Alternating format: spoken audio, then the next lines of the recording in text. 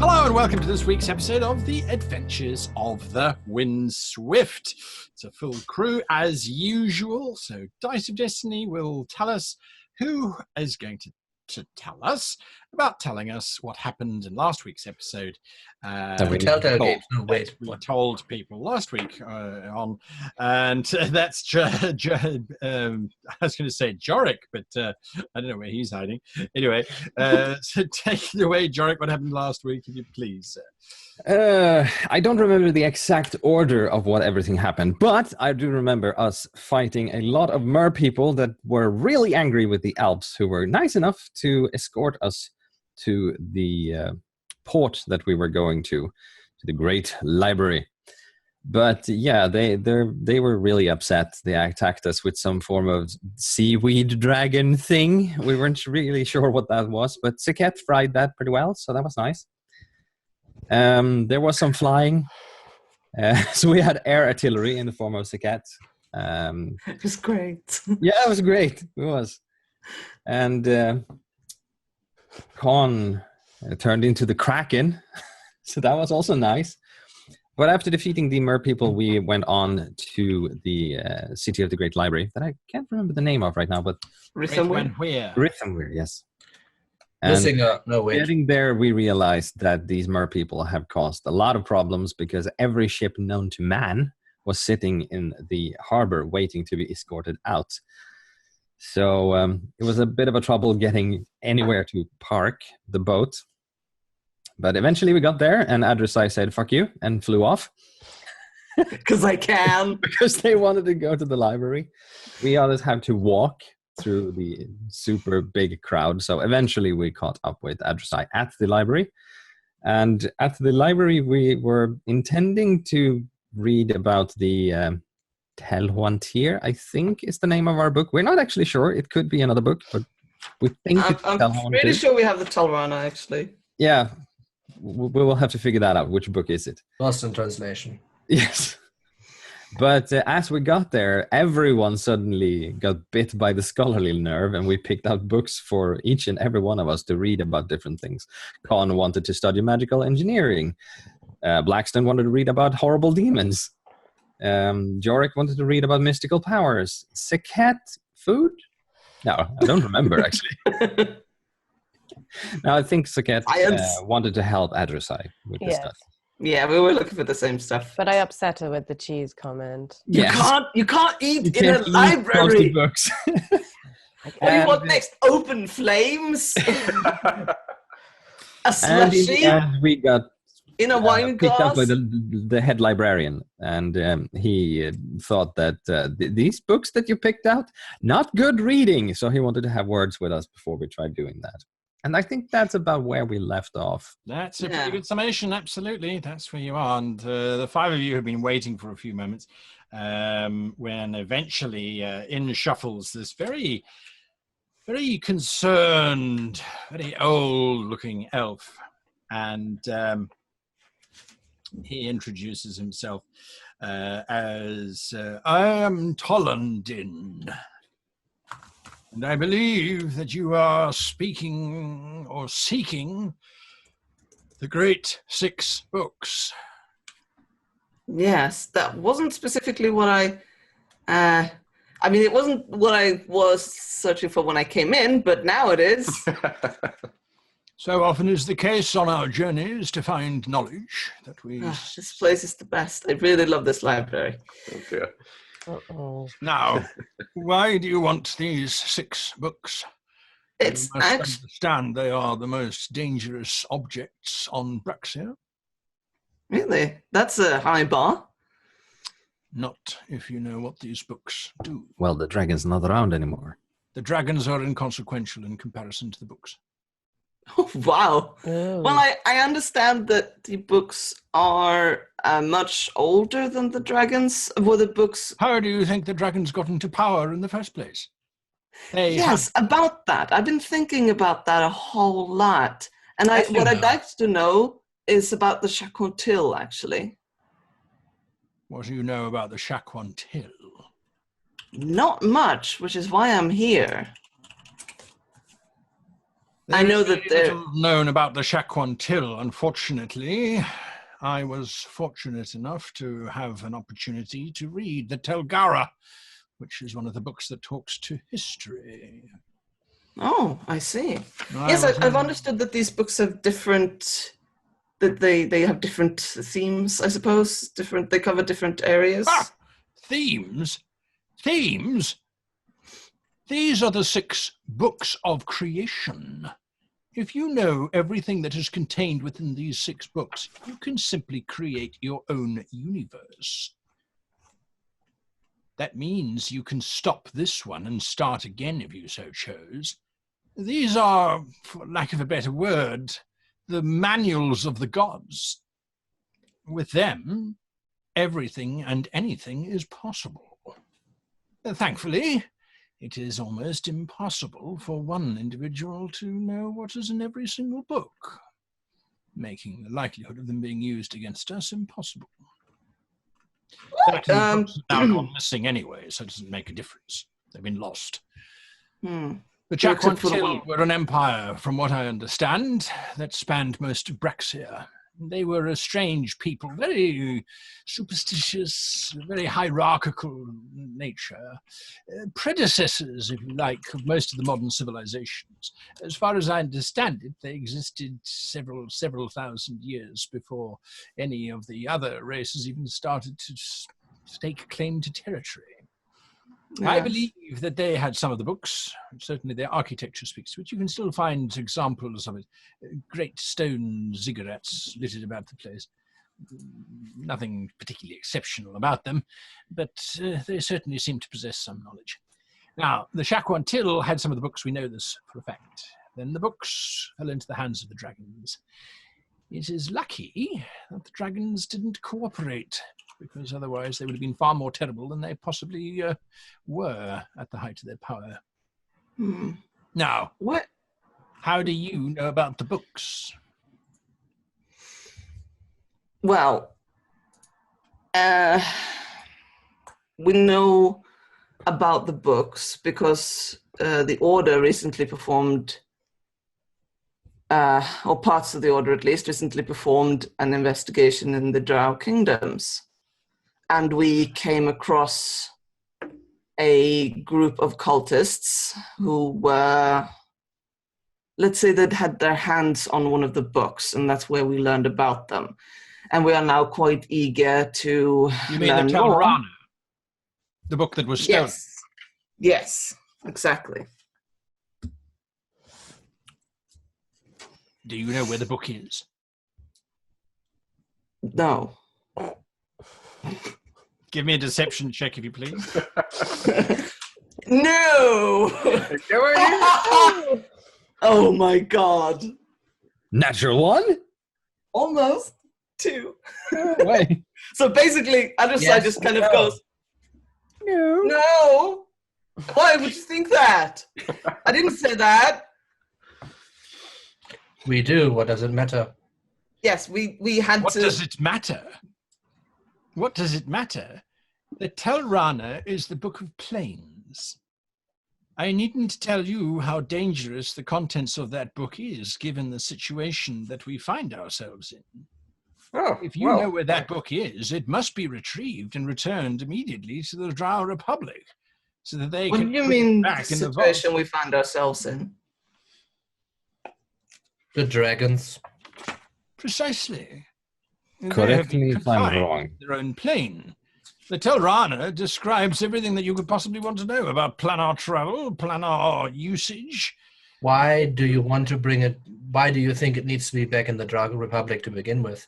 Such a knowledge would be best in our hands, would it not? The Arkrelakar, from what I understand, is only interested in books that concern dragons. Well, this is clearly knowledge about possible ways to bring the dragons back, if it is about the planes and the travel thereof. It might be, but the council has spoken to the Order many, many times about the nature of these particular books. The knowledge that they contain is so dangerous that destroying them is not possible. Locking them away in a vault is the only possible solution. The drow had the book beforehand. If you are here to try and seize the book and... We're not here to seize your book, but obviously the book was not very secure in the drow vaults, now was it? Well, that's a whole different story altogether. How it got stolen, I have no idea. I wasn't there at the time, and the report that the drow gave was rather... vague. The book was almost delivered into the hands of the Rax Drakari. I would say that is not safe. The Rax Drakari, I have no idea. What is that? It is a group of dangerous cultists wanting to bring back the dragons. Well, obviously that mustn't happen. And they've nearly succeeded on... If we hadn't been there, we might have had a full-blown dragon incursion on our hands right now. So I think maybe we should, keep track of this book for now. It doesn't matter. The books are no simple tomes. They're not just pages with words written on them. The books are memories. They are a collection of the author's minds. You open it up, you see pages, that's merely an illusion. You enter into the book and you start contributing to its literature, whatever it is that your mind happens to know about the subject that the book is on. The risk that the reader runs whenever they read the book is that they become part of the book itself. This has happened on many occasions. Only the greatest and most fortified of minds could possibly hope to actually gain any value from reading the book without becoming trapped there themselves. So your petty cultists happened to have stolen this book. Their cult leader would have read the first page and got lost within it instantaneously. Are we absolutely sure about that? Well, usually cultists are demented individuals with very weak minds. That's why they become cultists in the first place. Oh. My dealings with cultists have been somewhat differently. It doesn't matter. If you know where the book heard of ice elves? belongs to the Drow Republic, and it should be returned. Or if you want to hand it over to the Okrelakar, then so be it. But we need to know where it is. There are not a lot of these books left anymore. That was the knowledge of the plains, which, yes, I agree, in a certain light, could be taken as being linked to the dragons. But to destroy the book would be an absolute heresy against everything that the whole reason for us not even having the dragons in the first place. The knowledge contained within that book is incalculable. The minds that have contributed to... Look, you don't have to tell me not to destroy the book. Don't worry, I'm not on that page at all. But look... You have to pry it out of her dead cold hands first. Look, what I'm curious about is... I know that all of this is prescribed information, but obviously, considering the subject we're on right now, we're a little beyond that line already. So what I'm asking about is, considering that the Qwethlan thousands of years ago owned most of the world, when did the dragons show up? I didn't get to spend much time with the Talgara. My focus wasn't on the origin of the dragons either. The Qwethlan Empire collapsed around 16,000 years ago, from what I recall. There is a great time span between that and the rise of the dragons. In between, we know that the elvish cultures, as well as the humans, the dwarves, most of the popular cultures today started to take dominion over the planet once the Qwethlan had collapsed.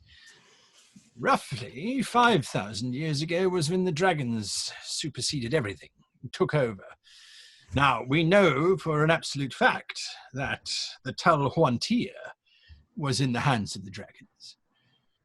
That's the book that details magic. That gave them supreme power over the arcane forces. But, yes, well, you know what happened 300 years ago. Even with their supreme magical power, they were defeated. We know for a certain that they did not have access, for example, thankfully, to the Tal Rana, which is the one that details geography. That has been lost to the oceans for several thousand years. And the Al-Bestar, what's this about? The one...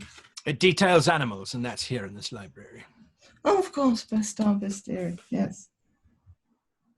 I imagine that's where the word comes from.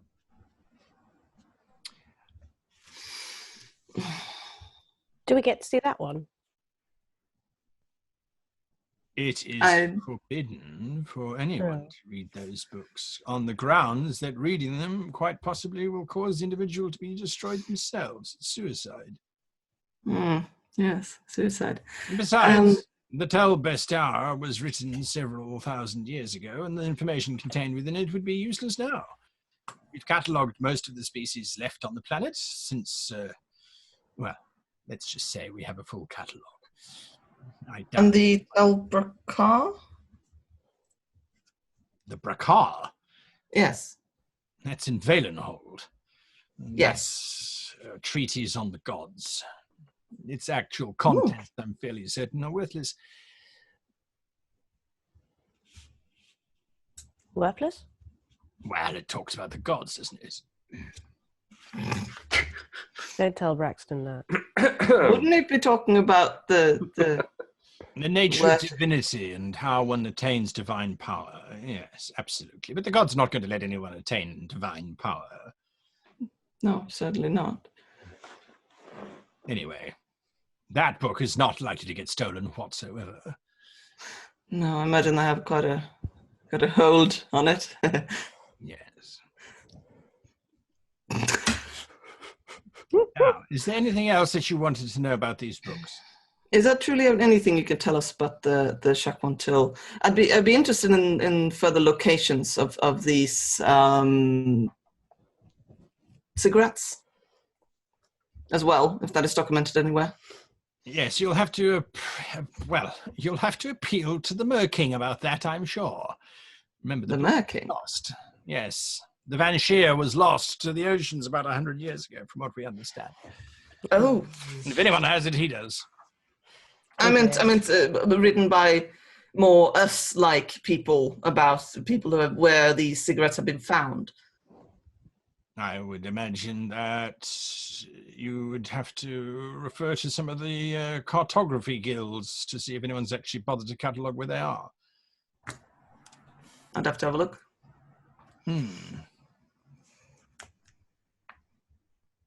That is all you could tell us about the Qwethlan? Yes. I never bothered to study them. They're a long-dead culture that offered fairly little from what I understand. I understood that your expertise were in long-dead cultures. Well, yes, but 16,000 years ago is a bit of a stretch, don't you think? No. I think so. No, I don't listen to him. He doesn't like reading. But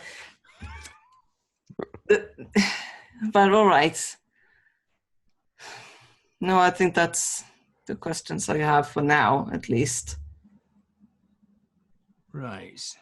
Now, if you do find the book, the Tal Rana, what are you going to do?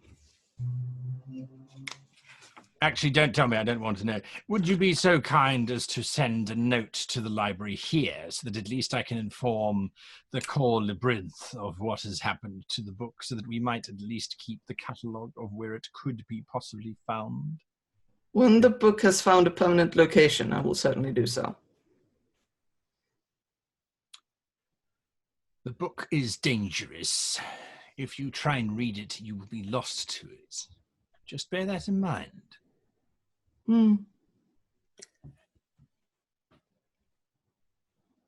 Now, unless there's anything else. No, nothing. Thank you. Thank you very much. You've been very helpful. Perhaps. He stalks out. He doesn't look very happy about life. Next to arrive is a fairly young, sprite-looking elf by the name of Memdoth. He comes walking in and he says, I believe someone was making inquiries as to a religious nature. That would be Blackston. Mm-hmm.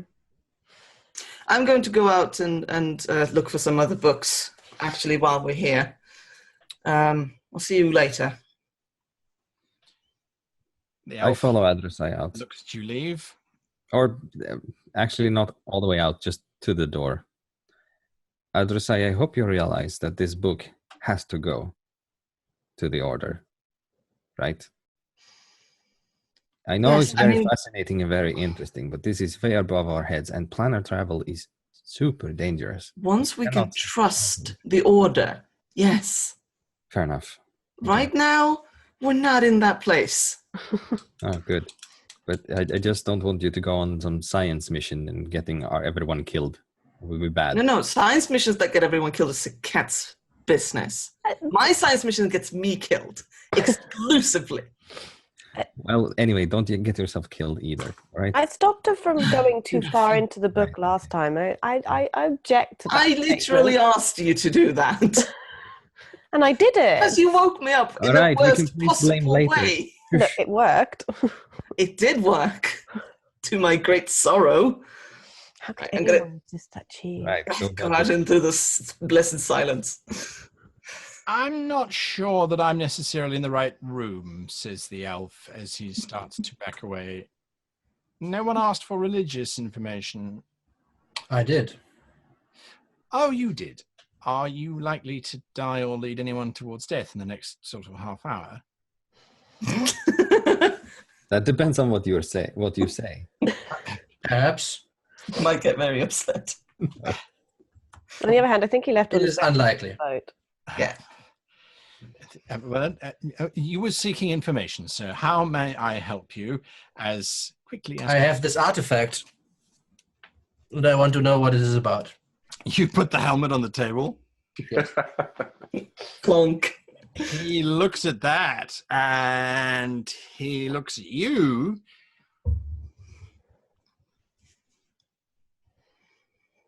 You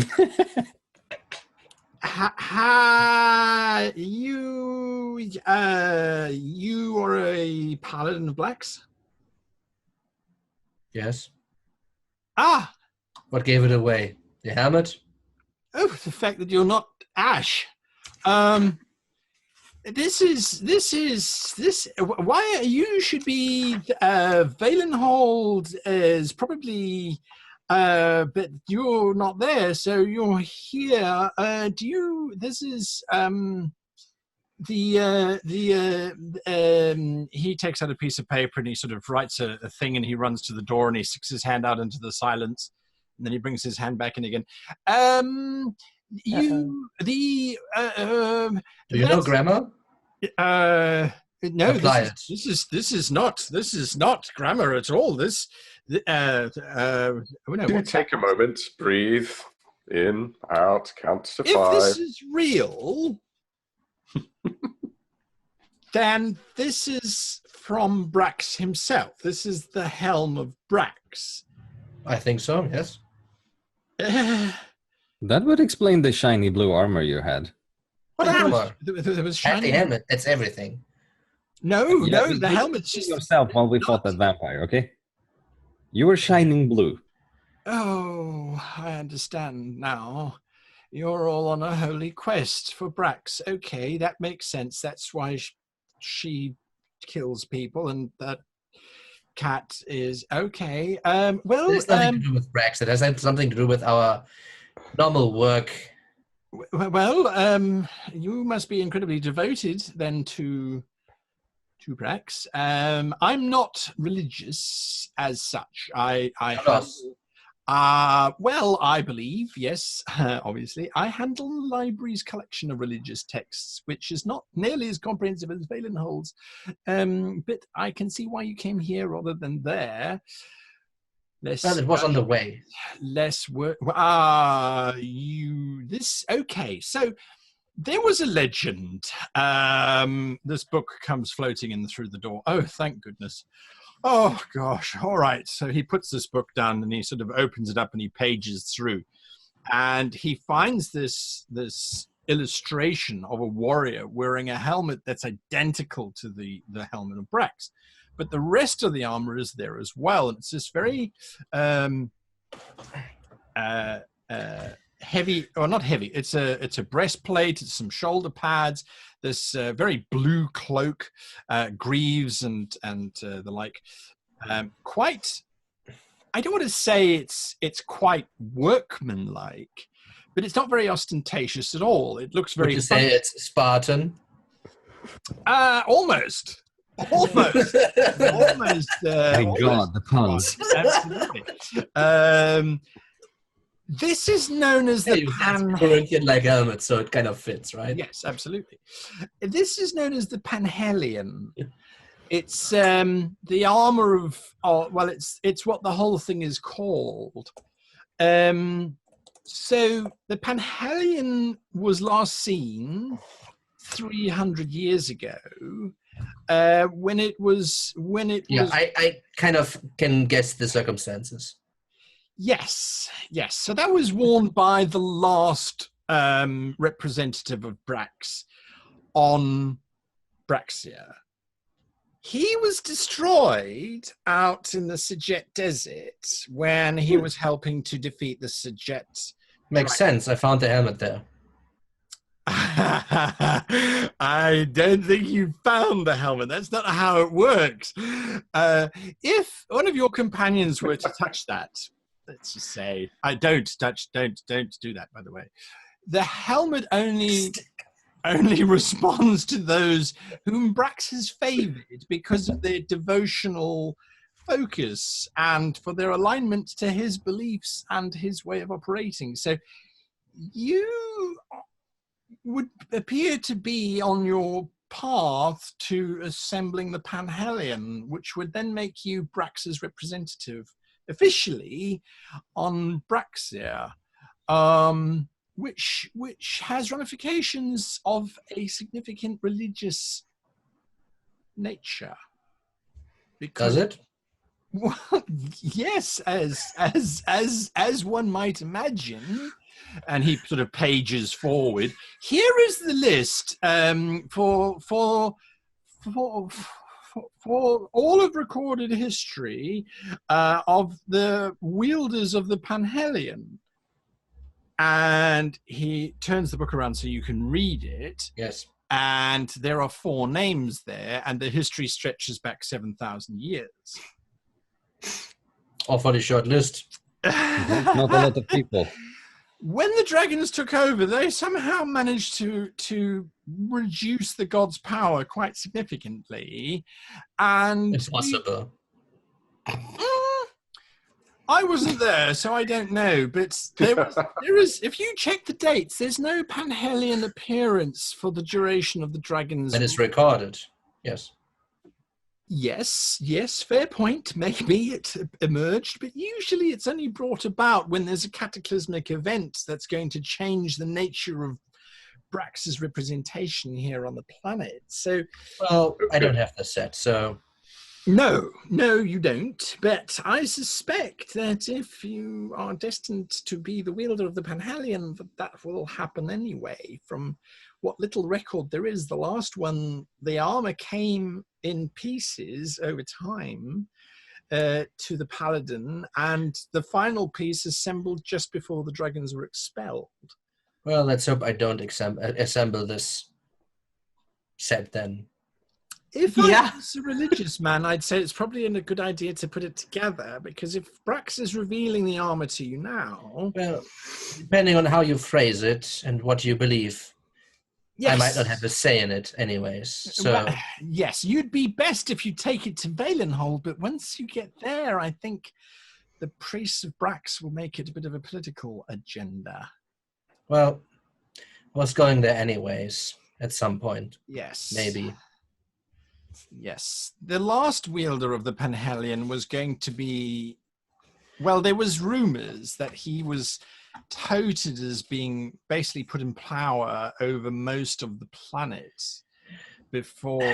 That's not my goal. I came here not to learn the history of this helmet. Ah.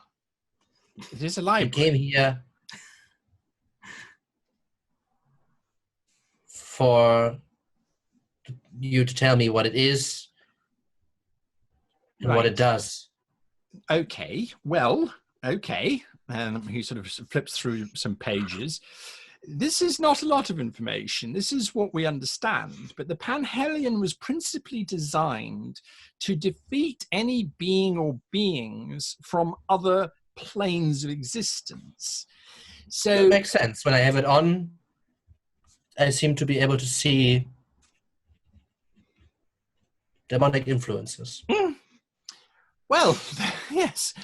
So that would be a good indicator that the book is right, at least. It's always comforting to a librarian to know that their material is correct and accurate and up to date. The helmet, you also, well, we don't know what specifically each item does. The last Panhellion only wore it for 5 hours in its totality before he was destroyed. But the suspicion is that the helmet allows you, as you say, to see into other planes, other realities, other spaces, but also to understand what beings in those other spaces are saying. There's that. And apparently, and this could possibly have been a design fault, but I can't say that because, you know what, some people are supposed to not be able to make mistakes and all that kind of thing. Who might question the nature of the gods? It also renders the user completely immune to fear, so there's no running away, which if the last Panhellion had the ability to do, he probably wouldn't have died. Ooh. He got eaten by the Dying in the line of honor is one of the greatest achievements you can do. I was just about to say, Blackstone is that way normally, so. Braxian follower, yes. So I suppose it is in keeping with Brax's ideas. But Also, there's no reason to fear death in the first place. no, It's just a journey. yes, but it would be nice if you could stay around a little bit longer after, you've saved the world. Well, of course, it is my duty to stay here as long as I can. Yes, well, then perhaps if you see something that's well, nonetheless, anyway, so that was the thinking, was that the helmet allowed the wearer to have immense courage and to understand the nature of their enemies. The chest plate is there to protect the wielder or the wearer, I suppose. The greaves are to allow the wielder to be able to chase down their enemies, and the vambraces were supposed to be able to imbue the wearer to actually be able to hurt the interlopers, if you like. All right. So that was the thinking. Most of, like I said, a lot of it is based on observation of what the Panhellion was doing at the time. So if you've got any other pieces and you wanted to let me know, I'd be happy to add it to the rest of the book. So that we are keeping it up to date, and so that if heaven forbid you're not the last Panhellion and that there is another, they could learn from your experience. If I remember, I will send you a message. That's very kind of you. Thank you. We can't ask any more. What's your name again? I'm so sorry, I forgot to introduce. Oh, no, I think I did introduce. I'm Memdoth. so, yes, yes. I would be eternally grateful, actually. All right. I don't want to say anything against Valenhold. I really don't, because their But librarians you do. are. You're gonna. The librarians there tend to be a bit of a gossip. So if you go in asking about that and you show them that, then the rest of the clergy will get involved. And What's the problem with that? Politics. I shouldn't say. I actually shouldn't say. Speak up. Well, they're a bunch of religious nutcases, and if you suddenly present them with the Panhellion, which is the symbol of the return of Brax's influence over all of Braxia, they will probably turn it into some kind of exhibition to prove that the theocracy, that rightly so, the theocracy should be in charge because ultimately divine power is Absolute. Okay, let's go with absolute then. Yes, all right, fine, good, glad we saw. So I have another question. Hmm. Does this sign say anything to you?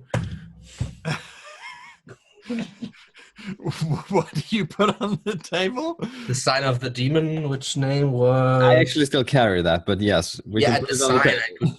Oh, The yes. ich Braglor. That's a really hard word. Why did you do that? Because it's a demon and they're not likely to call themselves Brian. So Hey, nothing against the demon Brian, okay? Yeah, don't pick on Brian. He's had a hard time. He Fool was harder to, looks at that and he goes, "Ooh, that's interesting, isn't it?" He doesn't touch it. He sort of looks at it from different sides. Well, it's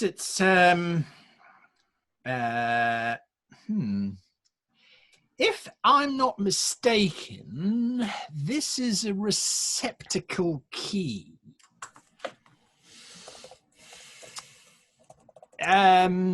There's a bit of a law that says that the demon, that says that gods can't directly interfere with the planets. Yes, and they need their, what did you say, chosen representative? Yes, correct. Hence the Panhellion armor being made, for example. Right. So this key effectively is there will be a doorway somewhere that has been created or forged, and that would open the doorway up to wherever the key leads to. All right. So is this what I said. normal for these higher entities to have these kinds of situations? This is from some reading, and I can get the literature if you want to double check, but from the way that I understand it is that the gods can't interfere here, but there's nothing stopping them, or there's nothing stopping individuals from here going elsewhere. There are multiple accounts of the Great Crusades, for example, of Nomis the Great. Nomis the Great, she was a really powerful sorceress, and before the time of the dragons, she used to flit around the plains and she causing all sorts of problems and things. Nonetheless, there are documented cases that people from our plane, the prime material plane, have journeyed into other planes. These keys are effectively, they've been created by entities outside of the realm, sent here to allow individuals to move from this realm there, if you like. It's a lot less complicated than using various planar magics. Okay. This is a very old key, by the way. It's very old. The inscriptions of it. Are you trying to say that this is some form of key into the abyssal plane? It could go to the abyssal plane, but at the same time, you don't know. These keys, generally speaking, they're forged for. It's usually done with these kinds of keys in the past for those that are of dubious origin. Yes. Unless you're anywhere near the door, or you know where the door is, it's basically just a lump of metal. So, well, then we can just leave it here, right?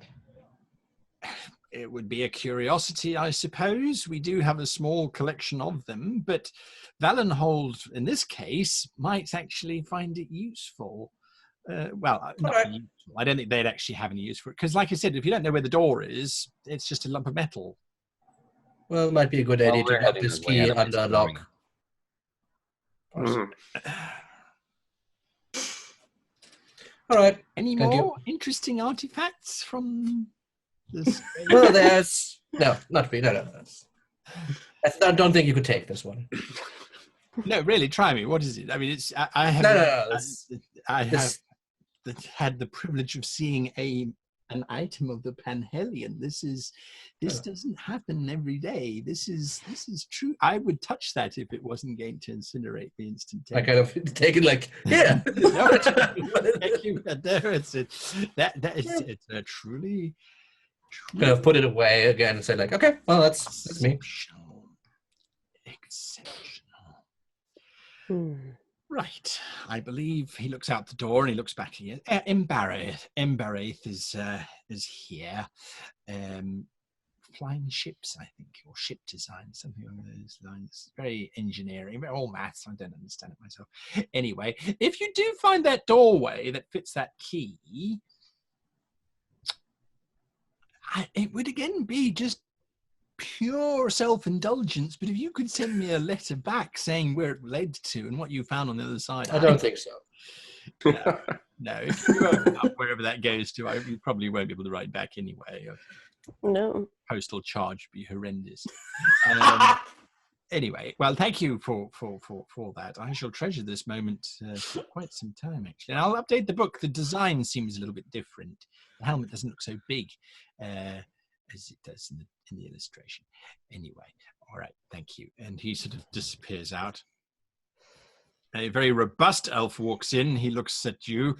I am Emberaith. Someone was requesting information on architecture of naval designs. Why do you get the direct one? Hello. He looks you up and down. He hands you 3 very large books. There. Excellent. Naval architecture and design. Any further questions? Yes, we've already got the architecture and design bit covered. Then why did you request information on architectural naval design? I thought I requested a broad range of Aeronautical engineering towards a singular purpose, but primarily the infusing of permanent magics into objects. Yes, I saw that written on the note. I assumed that it was incorrect. Why would you No, want to do that was quite... Why not? It's done all over the place. It's done in this library. It's not permanently infused, if that's what you are implying. There must be a way. There's little blue discs that people get to fly on. How do they fly? They require a magical source. Magic doesn't last forever. It needs to be replenished from time to time. The spells in this library, as well as the other magical forms that you have noticed around our city, are all replenished on a, depending on the amount of magic required, weekly, daily, or even hourly basis. This is not a game breaker. Yes, so that is the angle of my inquiry. I need to take some information that my propulsion, colleagues can use. So I have engineers and I have a colleague who is a wizard. So I just need the information on how this might be achievable. Your best bet would actually... What are you trying to make fly? A ship. Small ship. It's about 160 foot. But still a ship. That information is classified. Any members of the Orders of the Hastari, the Akrelakar, Oh. or the Angus. Yes, I am a member of the Order Hastari. We're not talking about Hastari order technology. We're talking about regular, everyday magic being used on a regular, everyday ship to make it fly. Alternatives, so to say. Considering that I'm not entirely sure how the Orders managed to achieve their various airships in the first place, it's difficult for me to provide you with alternatives. I can, however, provide you with several treaties on the subject that the Elvish Empire has been looking into, which have been declassified. Let me put it to you this way. Whatever possible idea you might have about how to make a ship fly with magic is unlikely to cross into the territory of the technology the Order are using. And that is a correct assessment, considering that that information is considered classified. Knowledge of it is punishable, I believe, by execution by your orders. Exactly, so I'm sure you're... The Elvish Empire has been looking into the form of causing vessels of significant size to be able to be propelled through the air. It is simply impossible. The amount of magic required on a fairly regular basis to sustain such tremendous forces is simply incalculable. The source of magic would need to be a tremendous position. So in theory, it's possible to make a ship fly. It's just the problem of fueling it? In my experience, nothing's impossible. I have willing engineers and inquiring minds and ambitious personalities to put to the task. I just require information. Right. He takes out some notes. He writes some notes down. He holds his hand out. He brings his hand back again. You should be aware that the greatest minds within the Empire of Ethane Vas Sul have been tasked by the Emperor himself to determine whether aerial transportation of items and goods is a viable option. In 300 years, they have not yet found a reliable as well as cost-effective solution. I find that remarkable. He too. He just said it. I will assume you mean that because of the great efficacy and mental superiority of the elvish people, that our research has been exhaustive and that it is remarkable that there is no solution. I assure you. Indeed, it is remarkable. I mean, yes. Trust me, I have seen some amazing feats of magic in this world, so getting a wooden boat to fly seems pretty mundane by comparison.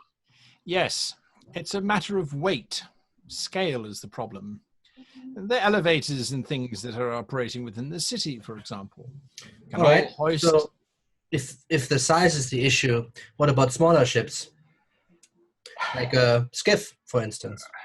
Blackston, never mind. We've wasted our time in this regard. This famous library has nothing for us, but can't be done's. We're waiting for a book, he says as he turns. I haven't read them all. I am simply the librarian in charge of stock taking and ensuring that the books comply with our requirements and regulations. There are so you say you don't know? In other words, you're just here to deliver a book. And I've been boring me with your depressing opinion whilst we wait for it to arrive. Ouch. As he is about to start saying something, a book arrives and it lands on the table. It's a very thin book. 300 years of research? That is not. And you got a Max magazine? Research. I had hoped it would be a coloring book with numbers. Nonetheless, this contains the alternative solutions that may or may not have been presented at a symposium that was conducted 200 years ago on aerification of vessels. There are some theories in here which were proposed, which the Empire simply could not look into due to various restrictive factors. They provide you with some assistance. I haven't bothered to read the book because it was dismissed by the Imperial Academy as being... Right, narrow-minded. Along with superior intellect, I get it. That was the precise phrasing they used to describe the ideas within this treatise. It was proposed by a human, so you understand why there was a certain... need to take the suggestions with a pinch of yes, anything really, because we don't manage to do anything in our so short and insignificant lives. No, they are pretty short. Correct. Thank you. Someone understands. Without the appreciation of longevity, short solutions would seem to be one that are easily acceptable and adaptable. They are not necessarily viable in the long term. He might have a point, yeah. I'm not saying what's in the book is wrong. I'm just saying he has a point about short lives there. Didn't take you for a racist again. Anyway, I'm we just done here? saying, it's not their fault they need so little time. Just to piss him off, I'm just going to go behind him and take some of the paper and just make... Oh dear. Well, thank you for delivering the tome. The tome? I'm not being ironic. I'm sure my engineer... I mean, it won't take long. Where did Datrasai go? She sure read this flash. Engineer would be... Maybe we have one more question. Your Eminency. I am a librarian, nothing more. Right. So, your superiority. Might we also get the names of the genius researchers that have worked on this magazine? I believe you'll find they're all dead because they were mostly human. And like I said, the book was written 200 years ago. I thought you just mentioned that. Short-term solutions, like I said. Very well. If they'd been an elf, they would have been still alive. And Right. they would have written more of a book. Well, as you said, the elves didn't even get this far. That we know is of. not what I said. Well, that is... doesn't. So there's a book the elves wrote about this too we could look at. Yes. He scribbles Can we down see it? and he sends off for it. If there's nothing else, I have something better to do with my time. Yes, I'm sure you do. I thought you had infinite amounts of time. He leaves. Don't fuck with librarians, man. Just don't. He leaves and this massive book comes drifting in and lands on the desk. Do you think they're trying to compensate something with this? If you mess with librarians, they will spit in your book. Wait. I don't think so. Yeah, I don't think they're going to spit in the book. That would ruin And the I would be very how careful if any of these pages are sticking together. How does this work No. anyway? Do we just leave No. with the books? No, They're you on phone? read the books and then you leave the library. Well, I haven't got time for that. Don't they have lending copies? Maybe It's we a could make 5,000-page treat. we're So reading. just opening the book, and is there an index, or is there like a Yes, table of yes, contents? Are you opening the Elvish book or are you opening the... I don't care about this elvish scribble. Let's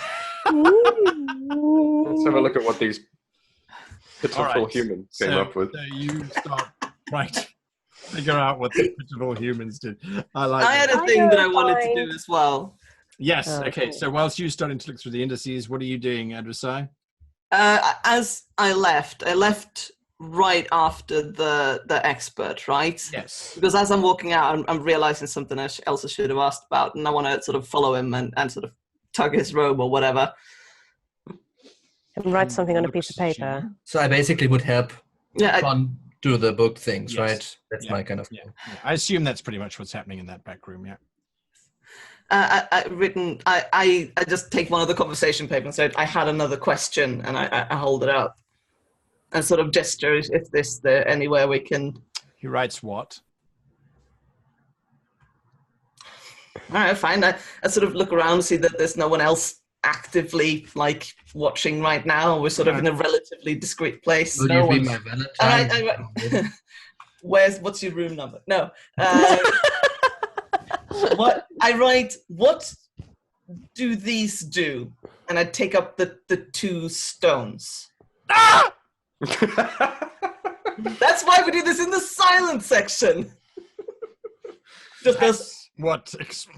Yes. No, there are lots of looks that immediately... that's why I wanted to do this when nobody else was turns bright watching. red.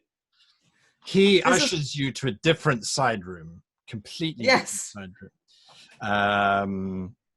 See, this is why I was gesturing for a side room. Yes. He So should have left you his room number. This is side room number. side room. Did get a room after all. It's All right. 69. Oh, it's getting hot in here. All right. So you're going through the index of this crazy book on flight. And it does look like the biggest problem is not getting the thing to fly. There are multiple solutions. You've got levitation spells. You've got fly spells. One of the suggestions, which is there is a note written underneath it, which says that, in brackets, the author was unfortunately unable to present the symposium due to having been arrested by the Order of the and then brackets after that, the information contained here has been released with the approval of the Order of the Hastari. Redacted. Yes, it's pretty much the words. Redacted. The idea that you get out of it, you're going to have to make an investigate check for me. So everybody who's reading the book, give me an investigate check, please. Well, I was giving him advantage with it, right? Yeah. Like helping, that kind of was my angle. You can help if you want to, but no. I'm more interested in the elf book. All It's right. big. So give me an investigate check on with advantage.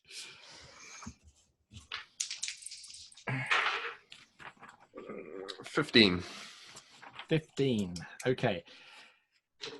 The one theory that was redacted mostly by the Order of the Ochrolakar was the problem of the amount of energy required to maintain the spells to keep a vessel of significant size aloft.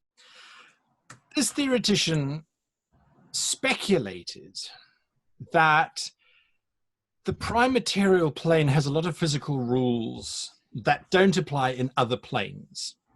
So, for example, gravity does not apply in the plane of air, for example. It doesn't apply in several other planes as well, as postulated by this creator.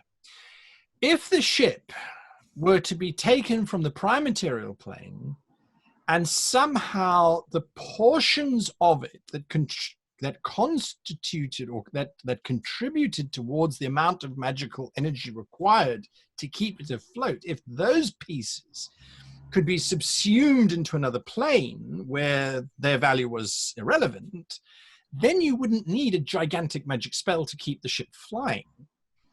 You could say cast a flight spell which keeps 30 pounds worth of object afloat if the ship only weighed 30 pounds, because the actual 300 tons of ship was sitting in another dimension or another So he wants to mess with the Higgs boson. Yes, pretty much. So that was his theory. That's kind of what you figured out from the parts that were left behind. Unfortunately, the part that is critical is how you would shift half of your ship into the other plane. And he had apparently worked it out quite completely. Is the name of this now dead? Safe.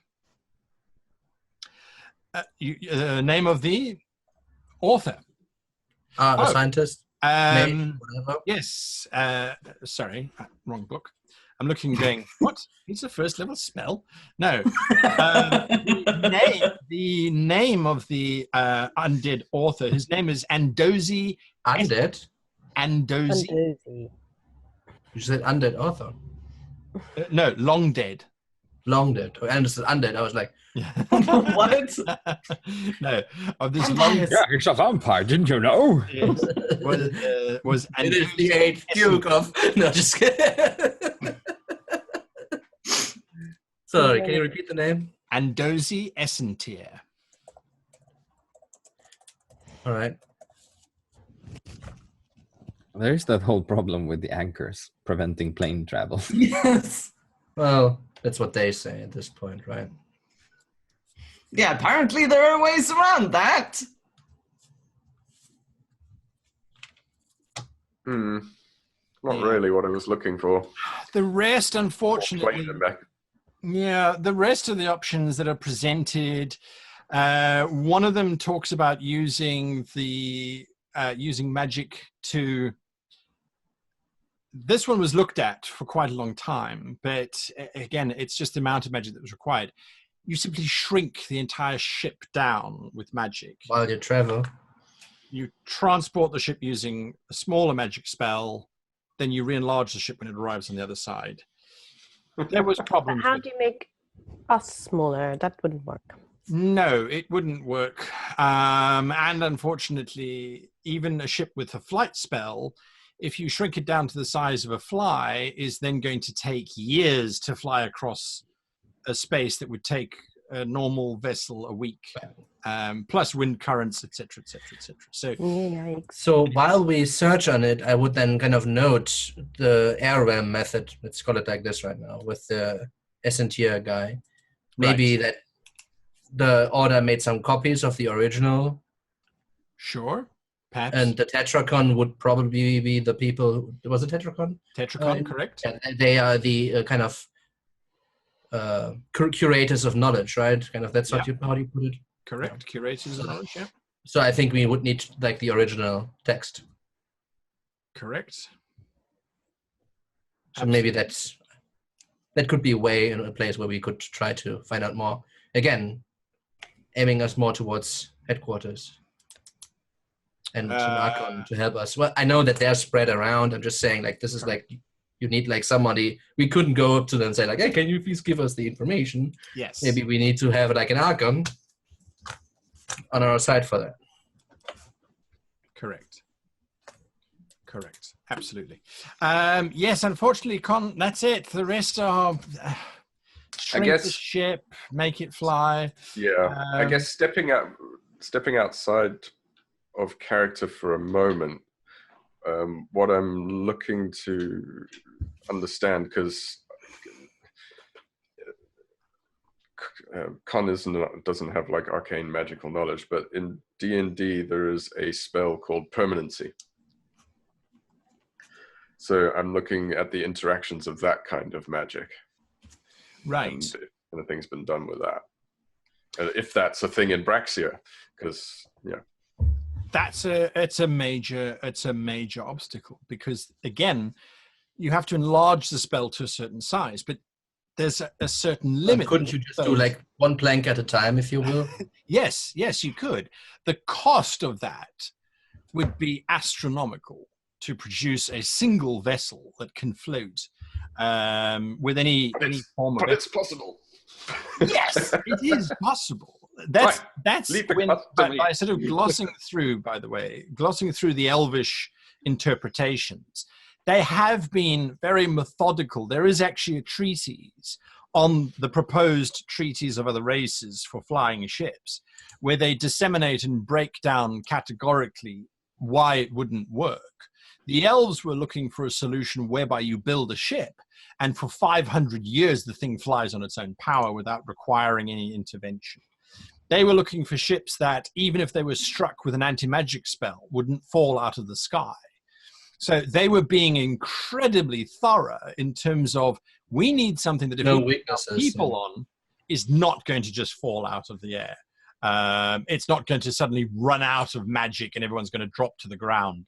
It's not going to require an army of 40 elvish wizards throwing magic onto its decks every morning. So they were looking for a complete solution. That's not necessarily what we're looking for anyways, right? Because we would just need it for like emergency kind of intervention things. Correct. Permanency is a very difficult, very, very, very, very difficult thing to achieve. Very expensive, very costly, very time consuming. And also again, maybe permanency, right? If things go well, I'll have lots of money at my disposal at some point. If the druids have anything to do with it anyway. Become boss of everything in the world. Dear druids, I need money. Give me all. Lots of I need all the money. All the money. One of the last. And thus he crashed the world economy. Yes. We have a flying ship now. Was hot air balloons, which was proposed by several of the sort of the other races. The goblins particularly pushed it because they reckon that lots of hot air floats, and so anything tied underneath it should do the same thing. It wasn't dismissed within the treaty. Again, though, the problem was speed, that these things couldn't really move very fast. And once you started attaching sails to it, it became unstable and it started to perform badly. And again, it was just a mass to cost ratio. They just couldn't get enough cargo on the ships to really warrant the ships being used. So if you looked at the air travel speed versus, say, naval travel speed, on a 5-day journey, maybe you're saving a day if the winds are in the direction that you want to go in. At least if you're on the ocean and the winds change direction, you can just put your anchor down and you stop moving. In the air, you are going where the wind currents go if you don't have any means of control over that. And a hot air, you can in the water sail against the wind. It's possible. Right. Absolutely. Correct. Tacking. We have. So. Well, takes a long time, but it works. Right. I give this to the Jock and Stokes. Let them cogitate on it. Can we give the book to the Drakenstokes? I thought we couldn't take the book. Copy. We have a lot of paper. We can just. So everyone's. We really need Adressai. She's very fast at doing this. I learned this in the Order university thing. We don't need all the information. We just need some of the information redacted anyways, right? So I'm sure you can pay for a copyist. This is a library. Yes. Ooh, I'm gonna go find one of those. All right, back to you, Adressai. So he closes the door behind you and he looks at you directly and he says, "Now, where did you find those?" With the book. Look, I am a terrible liar. We've been past that, so I'm just going to... That goes without saying. Yes, I mean, obviously. So at this point, I'm just going to have to give you what information I feel I can and hope that you don't tell anyone about it, and the rest I'm just going to have to tell you that I can't tell you. But for now, I need to know what these actually do because I'm a little sick of having them on our ship without knowing what they do. I wondered why you were asking about the Qwethlan so much. Those are what they referred to as their dancing stones. There were certain maneuvers that they would perform using these devices. I'm not completely convinced that I can explain to you exactly how they work. But from what I remember reading, these stones acted as a magical focus, if you like, projecting the power of whoever is using them out in a controlled way. Now, the dances that they refer to them as, I'm assuming, are magical incantations. Yes, much like the movement components of the spells we use. Yes, correct. Except full body. The Qwethlan were not a very large species. They stood maybe 3 foot tall, give or take. A lot of people postulate that they and the gnomes had a rudimentary branch shared in their very distant past. The idea was that the stones focused their energies. Sorry. Something that was always postulated was the ziggurats that they constructed were far too big and complex for the Qwethlan to have done as a species. The stones were possibly used too. But the stones will work with anything. Any magic. They'll act as an enhancement. There is a risk, however. The stones together as a pair focus one another. So there is always the potential that things are exponentially increased. So as long as they're used separately, they're merely a powerful focus? Separately, yes, they are an enhancer, a focus, if you like. Together, there is a feedback that happens with them. I remember there was a ritual that was performed by one of the Qwethlan against their enemies. I forget the name now. The guard, was it the guard or the Asori? I forget now. Anyway, nonetheless, they used these stones. Their high priestess used the 2 stones to effectively sink. It was the Asori now, I remember. There was the sinking of the Asori. They sunk the continent of the Asori below the oceans with the stones. Huh. I've always suspected that they just used the knowledge from the Tal Rana, which was on geography, to figure out how to do it, and the stones gave them the power to do it. But the stones are incredibly powerful. If you say you found them with... Which book do you have? The Tal Rana, the one stolen from the drow? Mm-hmm. That contains the knowledge of the plains. Yeah, that's kind of the concern. As far as I understand it, the anchors keep us trapped on this plane. They have an incredible magical effect on our prime material. But these stones could potentially overrule the anchors? In theory, these 2 stones, if they were brought together with knowledge of the Tal Rana, could, in theory, do something that would open up a rent, rip open our reality, if you like. I just sits down in a chair, just... Okay. It would be I feel a little dizzy now. I'm okay. Just felt a little dizzy there for a minute. Regarding this book, I remembered some story about how it was part of what was used to create the anchors in the first place. I won't lie to you, yes. The Tal Rana was primarily used. You see, the gods were were not exactly sympathetic towards the situation here on Braxia. And the Tel Brakar was used to find a loophole to get the gods to assist in the great banishment. They were compelled to help? I'm not saying that. I wasn't present for that spell. You would have to speak to someone who was. And the only one that I can think of who's still alive would be Qwethlan. Although no one's seen him in quite some time. Whoa. Who's that? Qwethlan. He works for your order in some capacity. Huh. He was around during that time. I think that's the only one that I can think of. Yes. Okay. Have died since then. So this is some kind of elf, I assume. He's a jet elf, yes. Oh yeah, Qwethlan. Yeah, that makes sense. Oh. Look, are you particularly adept at magic, or are you merely a historian? Not like that's a merely kind of thing, but I was just wondering if you're also somewhat learned in magic. I have in my past.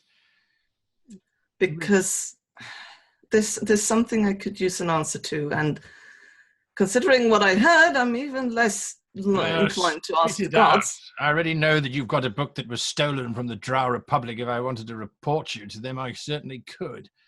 This is more about what happened when I tried to cast magic on the stones to figure out what they did. Oh, that would be a bad idea. Yes, I noticed. I was almost killed. I was lucky to have a healer with us at the time. I also saw a vision of, oh God, brain, help. What god was it? What's his name? I know which god, I just can't remember the name. Tandus, yes, thank you. A vision of Tandus who was looking at me. Right. Why? Like, does Tandus have a particular interest in these, in people not using these? Oh wait, that makes a lot of sense actually. Ah, it does, doesn't it? Yeah, that does make a lot of sense. Valenhold keeps the Tel Brakar under lock and key for various reasons. One of them is that because they agreed to do it, because someone in a higher position asked them to do that. Yeah. Although you didn't hear that from me. No. I'm having a hard time processing that I heard it at all, actually. Yes. Look, like I said, these books are the books of creation. If you were to control all 6 of them, the gods could do sweet bugger all against you. You could simply recreate the entire universe, starting from the gods all the way down. Well, I'm not personally invested in going that far, but I quite like this one. It has a lot of good soft I would be things cautious. and stuff. It will take your memories if you try and read it. And once it has taken your memories, it will simply leave your husk sitting at the desk where you were when you started reading the book. Knowledge is of no value if you can't use it. No, I have been impressed upon the importance of fearing this book. I have a lot to process right now. But thank you for your help. I need to separate these stones. Yes. Yes, you do. But I might keep one, if it's just a focus. It always starts there, doesn't it? Well, in the Order, we're quite wary of the lines and where they go, especially these days. Well, considering that you lot are our last line of defense against the return of those abysmal visions, then yes, I fills you with hope, doesn't it? Considering what you've seen today. Do you want to go have a cry and a drink, maybe? It's very curious, that's for certain. Yes. As long as the other books don't show up. Well, there's one that I would love to get my hands on, but I have no idea where it went. The Tal Rana. Yeah, the Book of Magic. Yeah. I would have thought that you would be more interested in the Tal Rana, considering your... But then one was destroyed, of course, so... Magic is the key. It is, isn't it? Yeah. Especially if you can't trust the gods to help. Well, no. Anyway, whatever it is, good luck. Thank If you. could delay the end of the world for the next 700 years, I'd be awfully indebted to you. Why 700 years? Because I'll be dead by then. Yeah, fair enough. I'll do my best. I could put a timer on it. If you want to hit me up for that heavy drinking later, I should be in town till the morning at least. I might very well do that. Very well do that. All right, back to the four of you. Are you done with your biblioteching? Well, if I can flick through the elven tomb, Yes. I want to see if there's any reference to flying ships. Oh, the whole thing is a dissertation on how it's just not possible. It's just not practical to do it. The magic required is too great, and the safety options are even bigger. They have done calculations. You would need a magic source constantly powering this device, and there are very few magic sources that exist like that.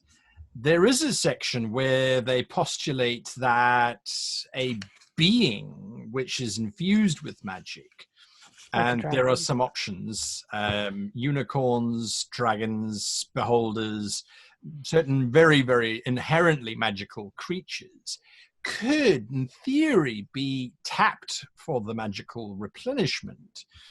But that was deemed to be completely and utterly un-elvish in its approach. Yes. And also, again, the problem is if that being or creature died, the entire device would fail and the ship would plunge into wherever it was, risking the lives of all of the occupants on board the vessel. So it was deemed an illogical solution, not a sustainable option, it basically listed. So, and you can see they've gone through just dozens of permutations. Each one's got a cost associated with it, the longevity of the project. Anything that was going to require the ships to operate for less than 100 years was immediately dismissed as being too expensive. The return was not considered great enough, for the investment of time and effort. So basically, what the Order did was the only way to make a ship of our size fly. I wonder if we could buy one of those blue round disc things. That would be quite fun. Could we buy one of those, guys? No. Can we at least ride on one back to the Windswift? I've really got to try it out. You flew only a day ago. That was a different kind of flight. Well, I gather up whatever boats they've managed to cobble together and leave somewhat dispirited. Can we go try out the local stuff now? I'm getting really hungry. You won't let me eat anywhere. All right. Are you going to do anything else in the city of Rythamwir before heading off back to the Windswift? Yep. Well, I'll probably go to the market and get some food and then fly myself back on one of those blue discs. Nothing else. Blackston, you said you wanted to do something? Commercial tower. Oh, yes, that's right. You're off trading. Is that your plan? Okay. And you've got your little goods that you purchased in the Druidic territories. Yes. Yes. And Drow, yes. And in the Drow territories. Oh, the mushroom coffee. Yes. Well, the markets seem favorable, so you get your usual 20% profit on both of those items.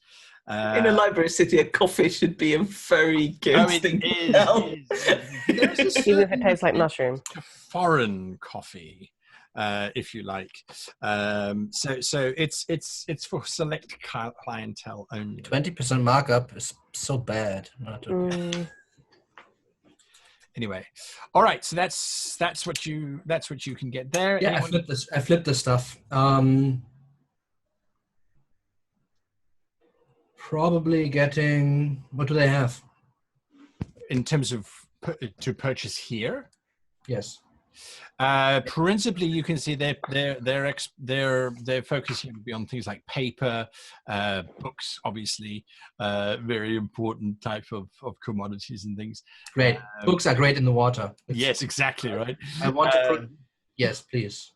All right, so you look for more durable commodities, but you're heading to the city of Qwethlan, which is another elvish city. It is 2 weeks sail from here, whichever way you go, unless you try and go over land, which takes even longer. So you're looking for sort of sustainable goods and items and that sort of thing. Yeah, absolutely. Okay, give me an investigate check, if you please.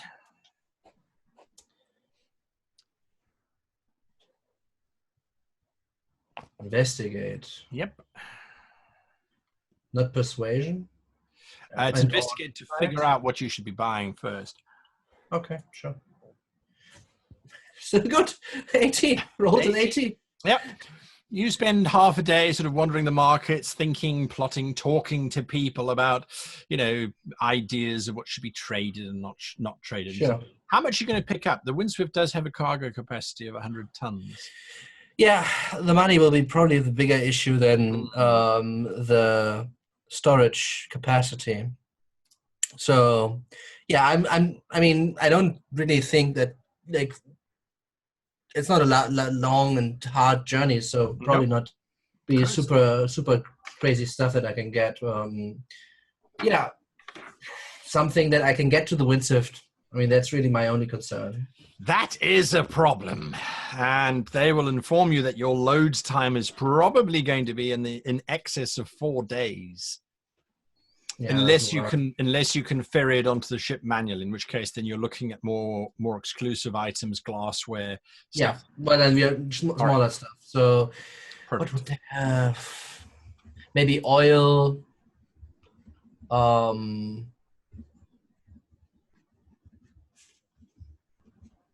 Wax candles. Sure. That's a good idea on a wooden ship. Inks.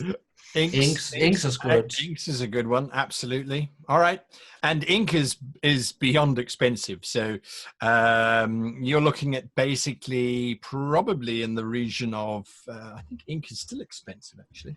If we go that route, what are the rest of you have the magical type?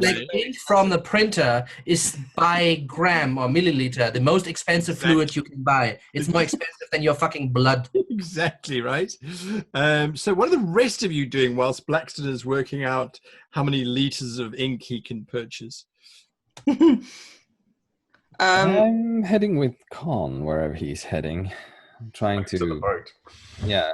All right. Trying to fish for some anatomy lessons.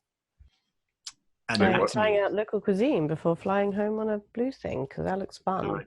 So pretty much that's what's happening. And ink, by the way, for an ounce is 10 gold. So it's expensive stuff, whichever way you go. All right, so you're just stocking up on ink. You could probably just carry it on your back. Right. That cost. Like a barrel. Yeah. I mean, obviously it would be smaller, but like. I want a barrel of ink. I plan on writing a lot. Dear diary. I have a lot of shit to get off my chest. Did you know? Yes. Adversary, what are you doing? I'm going to sort of leave a note with the others to sort of see you back at the ship tonight, and I'm going to spend the rest of the day researching magic spells. I want to copy all of the spells into my spell book. All of the spells. Weather spells. Okay. Yes, all the weather spells. All right. I'll have to. Yes, give me an intelligence check, if you please. As you start going through. No, God, Natural 20. Nice. We really have lost her. Okay, that's absolutely fine. So you start to work on spells. What level spells are you going to look at first? Oh God. I'm I am specifically looking for... The thing is, the rule says that I can copy spells into my spellbook that are of levels that I can use. Yes. But I am looking specifically for the sort of the control weather spell, which I'm think it's a level 7. Yeah. And I kind of wondered if I could like copy over the information on it somehow so that I could copy it into my spellbook when I have the capacity to understand it. But I think I'd need the book for that, probably. You can make a copy of it. It doesn't mean that you understand what it's doing, and there's a risk. And then I can sort of research it for later. Yeah, that'd be great. All right. So with your natural 20, you can make a copy of that control with a spell. Absolutely. Also, maybe the lightning spell that Zakat was casting earlier. That's also sort of weather related. All right, but you can cast that though, can't you? No, I don't have that yet. You don't have access to that level yet. No, I have, but I have that level, but I don't know the spell. It's not in my spell book, and I want to put it No, that's in my spell book. That's absolutely fine. All right, so in the space of the afternoon, you get your 7th level spell, but it takes you several hours to transcribe it because there's a lot of symbols and things in there that you just don't get. And you can't help yourself, but every now and again pause and try and understand it, and then your brain starts to hurt. You may select 5 other spells that you can cast that you can copy into your book, because those are what you can transcribe into that book before you have Thank you. I will do so. All right. You all eventually get back to the Windswift as you have finished your various exploits and things. Blackston has bought some ink, and everyone else has returned. Con, what are you telling the Jock and Stokes exactly?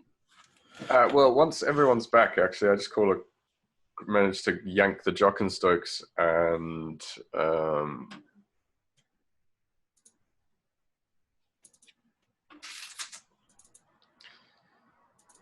just give them the notes, basically, and a rundown of what I hope they can give them the project. I don't expect results anytime soon, maybe not ever. But I think it's worth working on. Aye, it's not a bad idea. You know, this bloke, S&T, he actually came around... it must have been about 200 years ago or so, maybe just a little bit more than that, as a matter of fact. I was a wee apprentice working in the shops at the time. He was a strange one, that one. Anyway, I'll have a look at this and I'll get back to you, Captain. Don't you worry. Oh, by the way, Lily's looking for you. She said it was a matter of quite urgency. Okay. What now? Lily looks at you and she says, I'm afraid I can't stall them any longer. The Order has been trying to get hold of you since the better part of this morning. Oh. They're rather angry. I said that you weren't on the ship and that I couldn't reach you, which, as you know, is not entirely true. But me specifically? Or the captains as a group? You just wanted to speak to someone from the Windswift. Apparently, you weren't where you were supposed to be or something. Really? Anyway, no, we were supposed to be somewhere. I don't know. They won't tell me. Right. Remember, I'm just a conduit. Understood. You want company? Gone? Or you handle this on your lonesome? Technically, that's not allowed. There must be multiple captains present. Right. Okay, I forgot. I just came. Fine, I'll be here. Cold. Let's go do this upstairs then. What do you mean upstairs? Oh, do you want me to bring everyone to crowd into your little cabin, or can we go into the map room? It's traditionally always done in the Oracle's rooms. It's up to you how you do it. I'll go get everyone, I guess. Well, I know that we're going up against the Order, but are we just going to throw all of the traditions out of the window? Only the ones we don't like. If you want to stay in your room, that's fine. Well, I think it's probably appropriate to stay here after all. I mean, probably appropriate. Anyway, so... Well, I get Russell everybody up. All right. Captains, do you all report through to the Oracle eventually? Right. And good. so it's in the mess hall, just stuffing food into their mouth. Like, so hungry. Kids Reading probably, all I don't want to day. see food. I don't want to see any more food. I've eaten so much elvish stuff. So who's going to make contact? Con? Sure. Yes, that's. Never. Whoever. Doesn't matter. I've been volunteered, it seems. Mm. I mean, I your- can go too. Like, it doesn't. Like, I think they're gonna want to speak to me, but Anyway, she takes your hand, Con, and her head sneaking snaps back. suspicion. And a few moments later, suddenly, Con, you're Everyone can standing- hear this anyway. They can Yes, hear we it, can yes, speak in it. because she speaks through them. Or they speak through her anyway. But you can actually see standing there is the goblin deacon, Vorbelbork. And he looks incredibly agitated. And when he sees you, he's like, I don't know where you've been. I don't want to know where you've been. I just want to know why. Why would you leave the prison of Naxa? Where I know you knew the ships were on their way, but you had to leave immediately, urgently. Yes. Was that the thing? Yes, Mhm. absolutely necessary. All right. So where are you now? Because there's been some concerns. There's been some questions raised over why they found there was a corpse of Quite a few people? the Graith's son. I thought you were going to bring him to deal with the Tiefling cabals. Okay, that's Blackston's problem. No, I think we said that that someone else should deal with that, and we didn't have the time. No, there was very clear communication that we were going to use Huntkin to negotiate for the release of the Archon. You could give his body up for negotiation with the, I'm not entirely sure that that's going to work either. Okay, Blackston, this is completely on your shoulders. You can answer them. Let me just ask a question here. Why is it even a problem for the Order to just go in and take the Archon? Don't we have the personnel? Why to do you deal want with to one negotiate Grace with ambassador? terrorists? It's not a Yes. Firstly, to the first point, he's being held in Hekbiofor, which is one of the greatest strongholds of Tiefling control in the world. I thought he And- was held by a Graith. Yes. Well, he is being held by a Graith in Hekbiofor, or at least that's certainly where the note said. He said, and he starts paging through all the notes and things. Doesn't matter. He's definitely, that's where he's waiting. So you just said, no, that's it. If you want, we can speak with him. Right now. How can you speak with the Graith now? They don't have an Yes. oracle with them. We near? don't need an oracle to speak with the Graith. Oh, yeah. We have our ways. Mm-hmm. Well, that would be fantastic because I'm getting a lot of flack right now from upper management. They wanted answers. Yes, I will speak with them right after we finish here. You're going to speak with the Graith. Captor, yes. Okay, I'm going to put that in my report that you are definitely going to speak with him about this whole situation. Yes. Well, that's good then. So then my next question is, where are you currently? We are on our way on a very important investigation. Yeah, that's great. It's your prerogative to do that as captains, but there seems to be a problem with your ship. We've got a report that, again, the Archon's stating that it looks as if your ship's been destroyed, but I'm... Look, we've had some engine How would issues, they know and we're that? currently on our way to Qwethlan with a scheduled meeting that we had with the Arch-Relicar, so we can actually make it there, and hopefully we can resolve those engine issues once we get to Qwethlan. The gnomes are dealing with it. I'm sure you understand. We are fairly clueless. Kind of out of the loop on this one. Yeah, we're not that's allowed to fine. know. The ship hasn't actually been lost, though. The Windswift. No, the ship's fine. No, we're in the water. Better right than now. ever before. We're in the water right now. We're on our way. We're anchored. We've in had the a lot harbor. to think about recently, and we've been very busy. Okay. So it's been Yes, dreadful. for the time being, we are bound to water, so that's what you So need there to has know. been a problem. Did someone get into the engineer? Was there a breach? We don't know. The Look. gnomes are dealing with it. So your names are okay. Everything's what's fine. the names? What? The Qwethlan. Jockenstokes. What is it? The Jockenstokes. Qwethlan is the engineer, right? All right. Okay. So Is- I'm going to put that in my report as well. The Windswift is okay. You just had some problems. That's why perhaps you left Naxa before the relief ships arrived. You're going to deal with the... We never agreed to stay until the relief ships arrived. There was an implied handover that was going Pretty to... sure we nothing mentioned that we implied. might be on our way before then. Well, nonetheless, the ships did arrive at Naxa, and Naxa's now back under order control. That's good. In case you That's were, good to hear. you were wondering about that. All right. Yes, has anyone managed to figure out what went wrong? Oh, wait, there's a man in Maxim security that shouldn't be in there, by the way. It's the one screaming out that he's not a vampire. He's not a vampire. Someone right. should probably believe him. Yes, that's I feel actually bad. the point. We don't had to understand. kill. We had to kill the. Was it 8th Duke? Was it 9th Duke? Was it? Ninth Duke, yes. We had to kill the Duke of Ninth Duke, he Fulton was is escaped. dead. He He stowed managed to away. escape the prison. We had to execute him. We managed to get onto the ship. So apparently in the ocean is a great place to It kill a was vampire. actually loosely connected to the problems we had with our engines as well. Yes.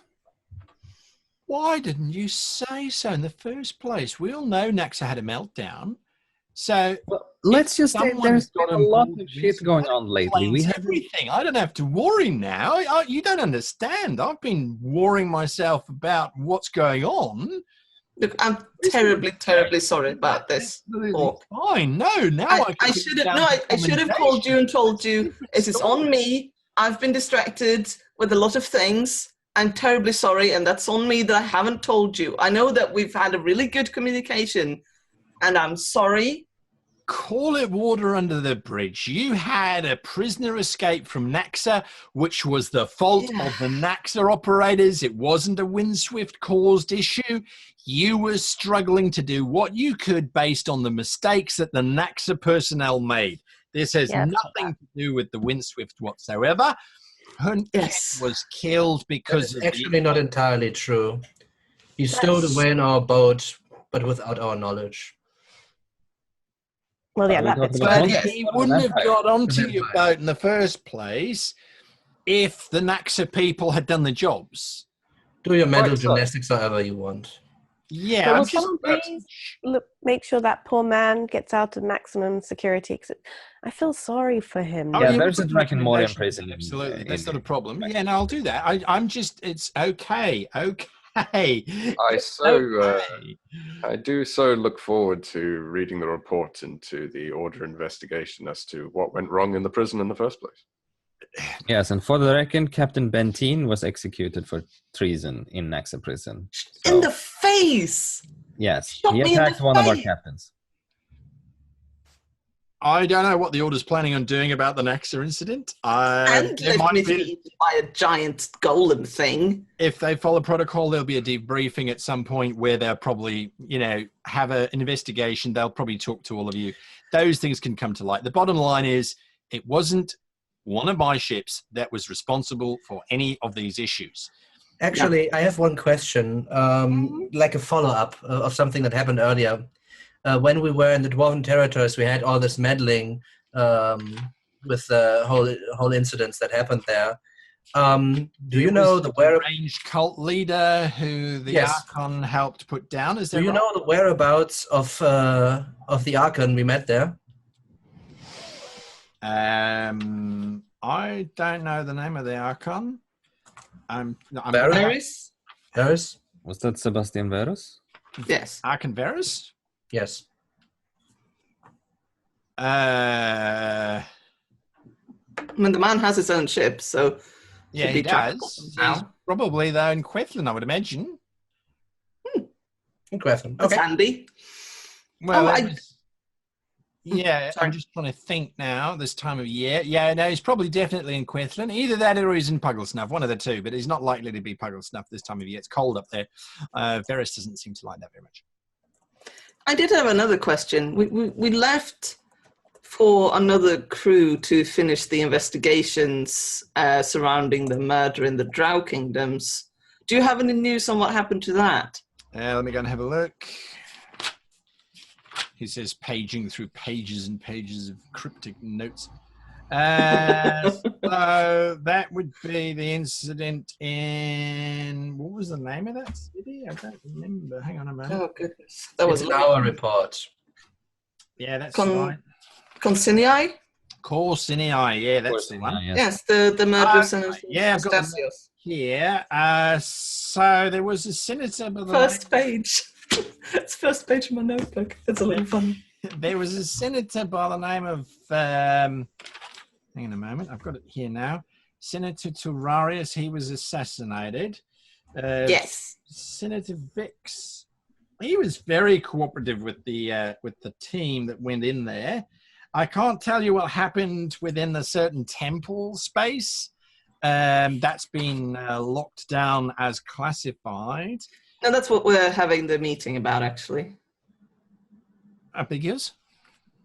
Well, sorry, what did you say? What is the meeting? No, that's the reason we're going to Qwethlan. We promised to meet up with the Arch-Relica. Oh, It's the same team who met us down in that temple. No, So there we're was going a name. There was a woman, Jodzadari. She was arrested by Senator.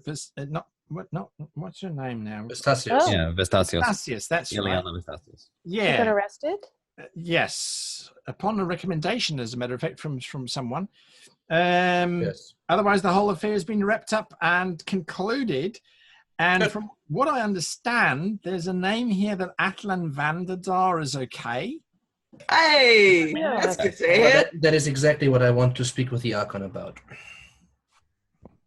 Right. Well, then you should know that Ethane Vas is okay. It says here Right. that he's no longer in the Drow Republic anymore. But that's all Oh, I know. that reminds me, I need to send a letter. Oh, never mind. That's personal. All right. All right. So, Do you have any other inquiries? no. You've made me very Then happy. Please, Nice. going forward, it would be very nice to not stir up an entire vessel just because we're on land leave doing our duty. No, I understand that, but you must understand I was under an immense amount of pressure here.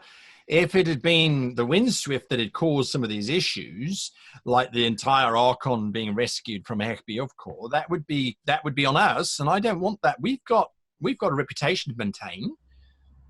The Windswift is a good ship, and we will comply. You know, we're going to make sure that all of the ships that are under my jurisdiction are the most efficiently run, best operated ships within the Order. To run a ship efficiently, it helps if the crew is not in disarray. Absolutely right. You are completely correct. So, the other ship, the Phoenix Huel, they are operating at peak efficiency. You've got some engine problems, but that was caused by a Naxa problem, so it's not technically the Windswift. So I'm able to put in my monthly report that everything is absolutely fine. Yes. Yeah, absolutely. I'll get some reports to you as soon as I find the time to get That'd this be- down. Now, if you could just resolve the whole Archon being, Yes. it's been a week now, so a little bit of speed on that would be great. So I can just lock that down and Yes. the entries as well. Good luck. And I just let loose of his of Khan's shoulder. Lily kind of shakes herself back. Oh, well. I hope it was productive. I Yeah, go I think harvest so. some more healing potion from my plant. Anybody coming with What I me? think of that. Blackston, I know what you intend to do. You're just going to tell him what happened, right? And he will kill No. the Archon, I suppose. Or what are you planning? I'm gonna tell him that we're not negotiating with terrorists, and that the Archon came into the line of duty with the expectations to do his job, whereas it could end in lethal consequences, and he's ready to die, as everybody in the orders is, obviously. That's not incorrect. All right, fine. Do you Just leave you to it. Yeah. He might be a bit attached to his life, but okay. So I go to where we keep the stones in the velvet pouch. Space, yeah. Hello? Ring, ring. Hello? Hello? Operator? London calling. Well, you grab one of the stones and you're not entirely sure what to do with it until you get this vague impression that there is another presence in the room with you. There is a very specific voice, not Collier's, that says, do you speak Graith, by the way? No. I don't think so. It says something to you. I say, I want to speak with Collier. It's about his son. After a few moments, there is a voice.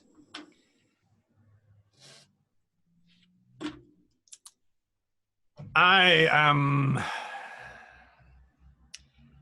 not Collier, but I am willing to speak with you about... All right, you have 1 hour for me to speak with Collier, and I put the gems away.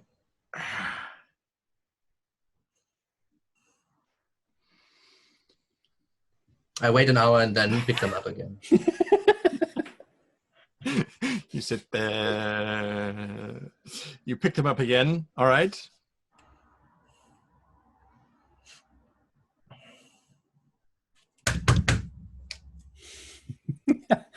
Again, a voice asks hit them against the table. You Four stones.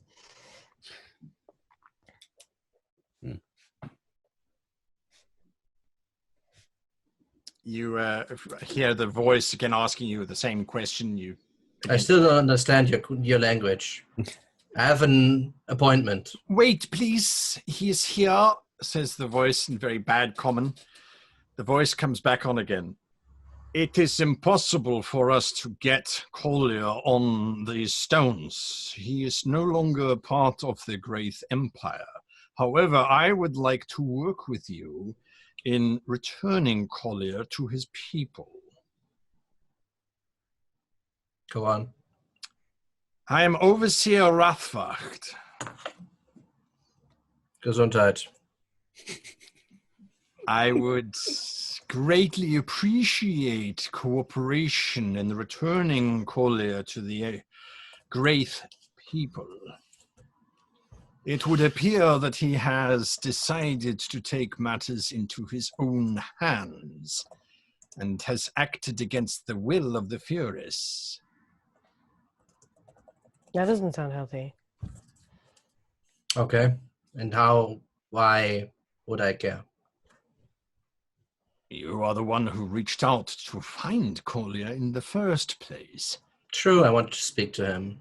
I am hoping that it is an antagonistic relationship that you have with Collier. He tried to spy on me. Statement. That is an acceptable activity given the status of our people and whatever government you represent, of course. I don't represent a government. Well, in that case then, Collier is no longer within the Graith Empire. This is absolutely certain. If you were to assist in tracking him down, the Empire would make sure that you are compensated significantly. How significant? What is your bone in the game? Collier is acting independently. We have reports that he has started to ruffle feathers within the various organizations of this world. We want it made... Spy masters tend to do such things. Yes. But we don't like it when our spy masters start acting against us. he was not authorized to take any actions outside of the Empire. All right. I propose a deal then. I tell you the whereabouts of him, and you'll finish him off for me. If you know where he is, I assure you that that will be the only outcome that we are prepared to accept as an empire. I tell him where he is. Blackstone, you're supposed to get back the Archdeacon at the same time. I don't think Blackstone likes the Archdeacon. Well, the Deacon anyway. It's not the Archdeacon. The Archon. The Archon. I tell him where he is. And I tell him that he has a man of ours. If possible, it would be nice if he would be rescued. If possible. If that is possible, it shall be done. Might I know your name so that I might list you as a friend of the Empire? Ethane Vas. A human. I am impressed. Is there anything else you require? How long do you think you will need to finish this? Hechbiochko, you say? Indeed. Tieflings are somewhat reachable by your navy. Are they not?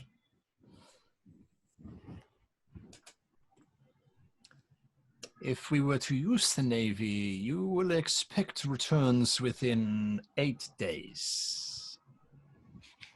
Very well. I will contact you in a fortnight. Oh, could you take the Archon back to the Order somewhere? You can Please. make it 4 days. Efficient. Great. Blackstone just defects and joins the Great Empire I instead. don't think so. So much more efficient! Out of character, I will never play anything Wraith related. No. You don't want to, trust me. I say, very well.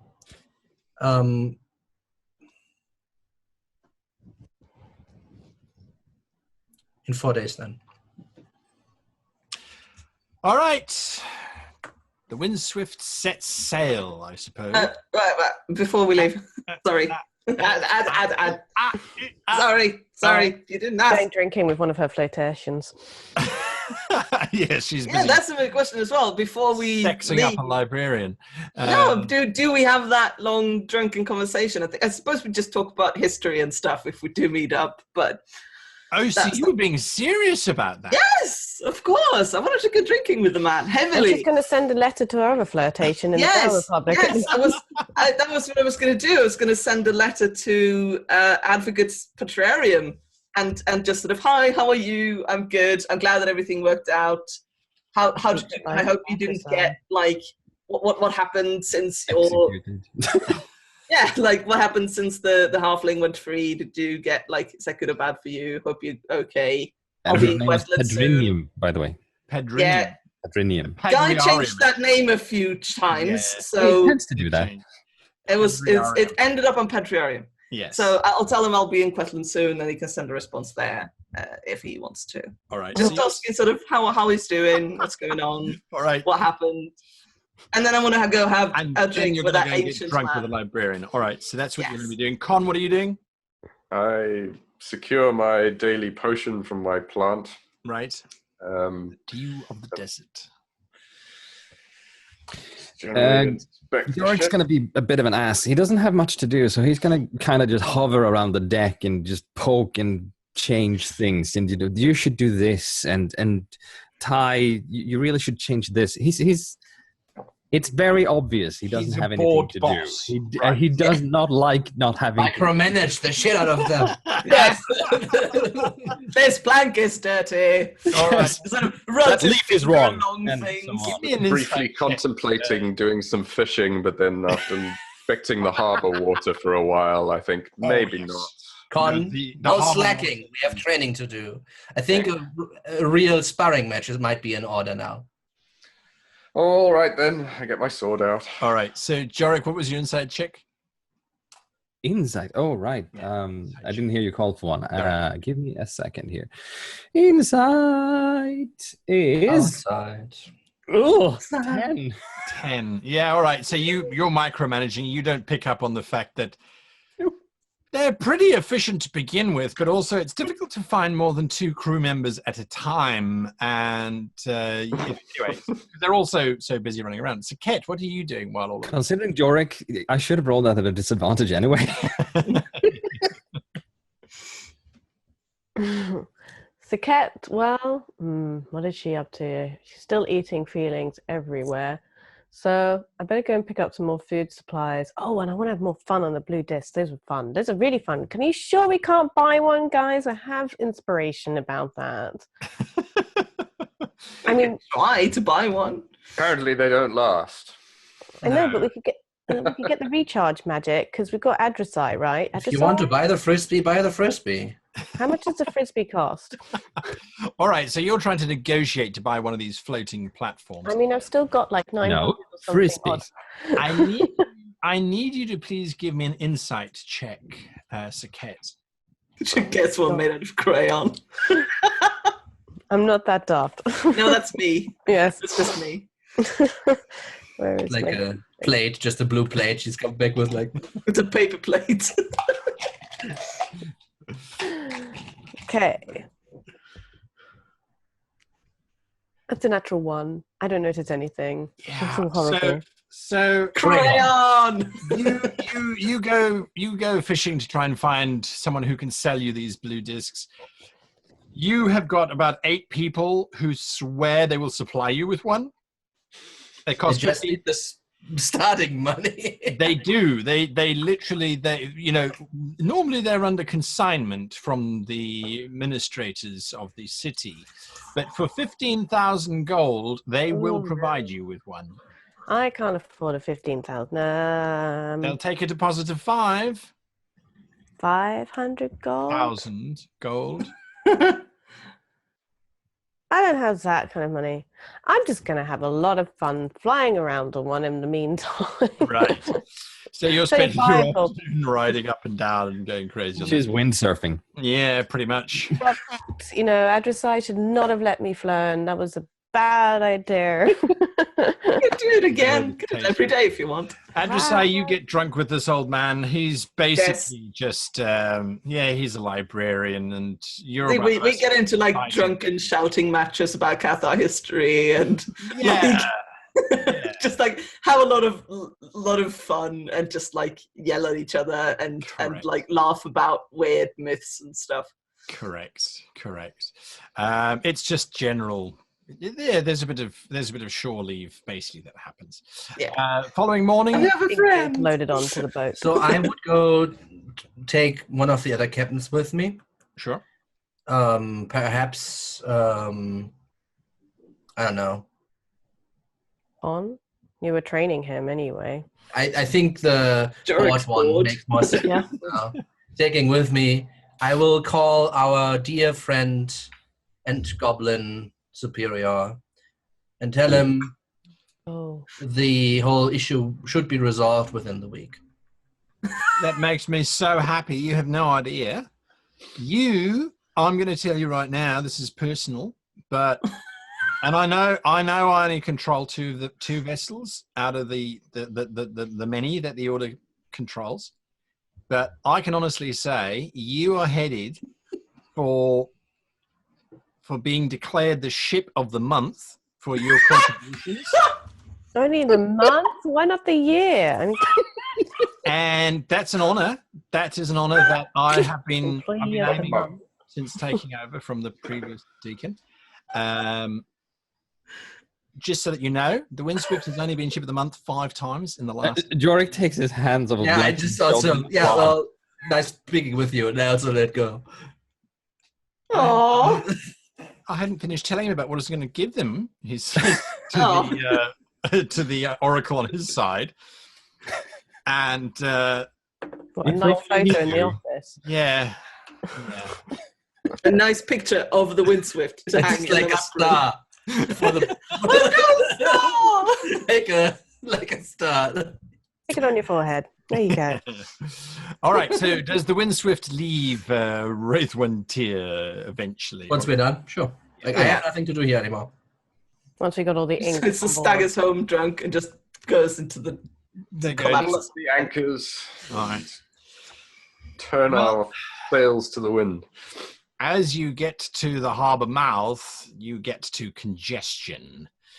And warning signs are everywhere. As you approach, there's an ensign who waves flags, a bosun to signal that you should heave to until such time as a military escort can be provided. Not needed. Wait time is 3 days currently. Not The last necessary. time Not we ended up needed. We are helping fine. our military. I tell, and is Naxun the person who answers? Yes, he does all the flags. I tell him that we are not in the duty of saving other military vessels of them anymore. Ew. I think we may have upset the mer people too, and I'm not sure that was a good idea considering. Yeah, we declared war, didn't we? Yeah. Oh. You We declared might war. need something By helping. later. Yes, for some reason. Anyway, let's go. We don't have 3 days. No. You really Let's go. want me to tell them that we're not going to save the Elvish Navy? Wait We for them. already did that. Oh, you No, we're not waiting. That's what we're telling them. that is a better message. Yes, he starts to signal that. We're not saving you. Let's leave it. It's a diplomatic incident he was trying to. And so, for the next 4 days, the Windswift slowly makes her way along the great curvature that is the continent of the Empire of Ethane Vas Sul. Great And dark. the crew wants to throw Jorik overboard. The crew are very busy doing lots of things. That's good. At places where Yorick is not. And yes, quite Is it often. possible to slip something into Jarik's drink that will just help him, relax? Relax a little bit. Well, you suspect that perhaps that's something that you need to do to the entire crew, because crew meals are incredibly quiet, incredibly quickly over and done with, and the crew are very polite. They smile a lot when they see you, and when you talk, they all listen attentively. They eat their food as fast as humanly possible and then go to bed. Something is odd. When do we realize this? Probably on day 3, because day 1 you think, okay, they're sailing, it's nothing, they're not used to this kind of difficulty. Day 2, it's like, that's weird. Day 3 it's definitely, there's something up. All right, people, what's going on here? Who wants to speak to them? And who is their representative? Naxun? Lieutenant Tai? Tai stands Tai. up. Hi. I will speak on behalf of the crew, sir. What can I do for you? What's going on? I'm not sure I understand your meaning, sir. Everyone's really, really not themselves. They're just grumpy, but they're hiding the fact that they're grumpy. They're grumpy. She turns Well- to the crew. Who is grumpy before our captains? No. I mean, they're smiling away, but there's something up. Something is not. They're not happy. Is that a better word? That's Are a you- better Some word. tension in the air. Mm-hmm. And if there's an issue, we'd like to address it. Are you I can up their own unhappy with rashes. this Jorik hovers in the background. performance so far? Of course we're No, happy. no, you're perfectly... The performance is fine. I don't know about the others, but I think we are all worried more about the psychological The well-being. morale is down. Yes. No, we're worried about you. She turns back to the crew. Is your morale down? They all kind of go, no. Tai? Lieutenant Tai? Yes, Captain Blackston. Put the hairpins out. Calm down. Relax. This isn't happening. I'm sure Captain Jorik appreciates the amount of extra detail we're paying attention to the vessel the last 3 days. He's been... Oh no, Jorik, what have you done? What? I've just been overseeing the crew. I have nothing else to do. We're just sailing around on the sea. Okay, Jorik, I'm going to teach you how to make sand patterns. Come with me. And just sort of take Jorik by the arm and just... If you want to do something, we can spar. I'm always ready for it. Yes. No, I I've will had get some ideas. We're going Yeah. to get you a hobby. Come on, we're doing this. I've had some ideas. We should do So- teleportation practice. Yes, this is teleportation practice. So is the crew like assembled, and we're talking to them all? Yeah, you're speaking to them at dinner. They all just look really tired. Hmm. All right.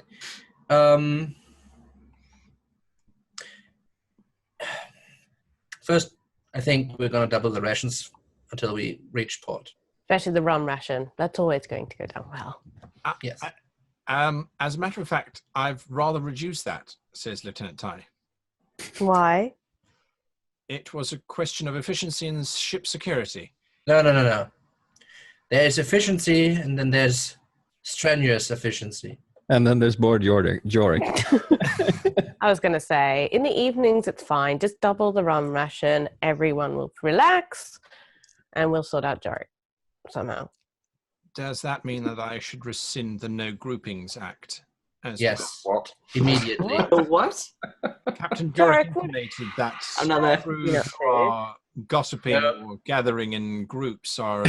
That is to be commended. Everyone who is sitting there listening to this, you see them all of a sudden go, oh, God. No, I think it's fine if you need to talk amongst yourselves. Really. I mean, there's a lot to discuss. There's a lot of emotions running around right now. I can understand that. Jorik. I've dragged him out of there. Yeah, we're already gone.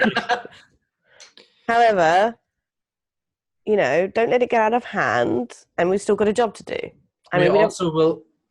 We'll go forward with the help of our great chef here to install a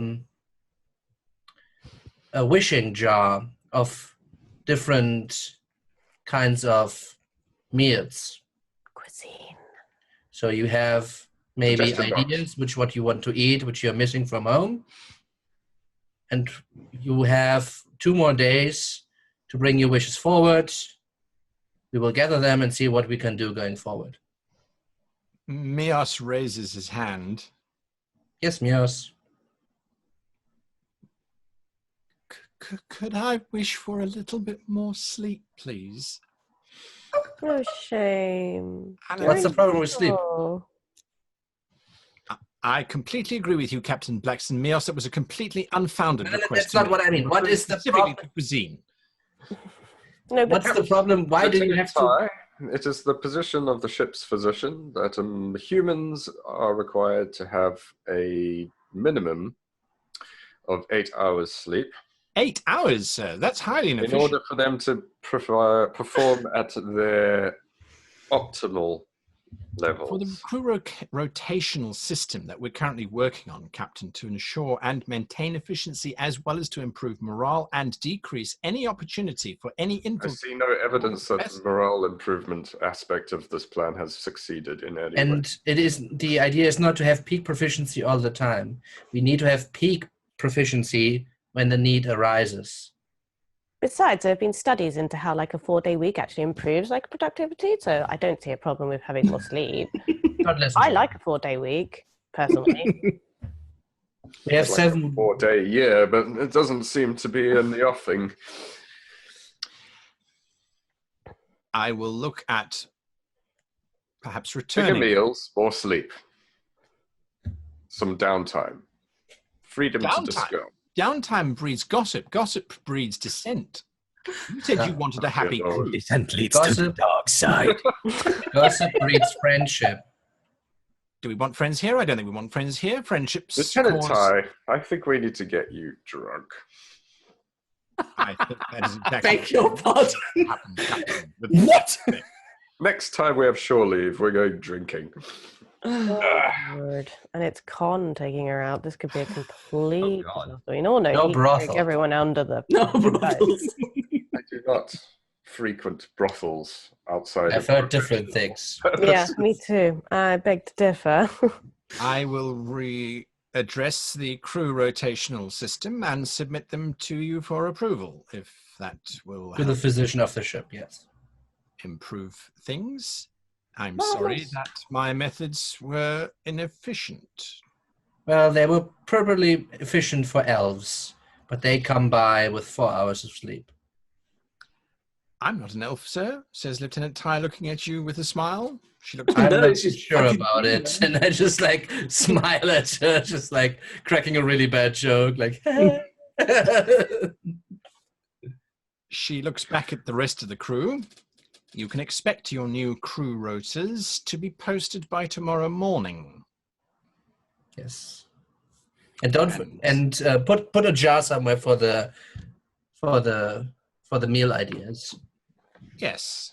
Suggestions jar. I bought a lot of interesting stuff while I was at the last place. It could be really good. Kind of. Might have been a slight Suggetti emphasis, but it would be really nice. Are we done addressing the crew, captains? Yes. Yes, You're I think One last dismissed. thing. If you have any problems, I think all of the ears of the captains are available directly. We are a small motley crew. We don't need to behave. My door is always open. Right. Thank you. Lieutenant Ty lets everyone file out, and as the last one, captains, if I might have a word. Sure. Our ears are open, as I just said. Yes. I'm confused. 2 weeks ago, we were looking at improving crew efficiency because of the actions that Heracon took. That was a direct result of a lenient hand, if I may say. Now that we have crew efficiency at a maximum, we are now relaxing that again. Yes, but it depends on the circumstance. You're confusing efficiency with discipline.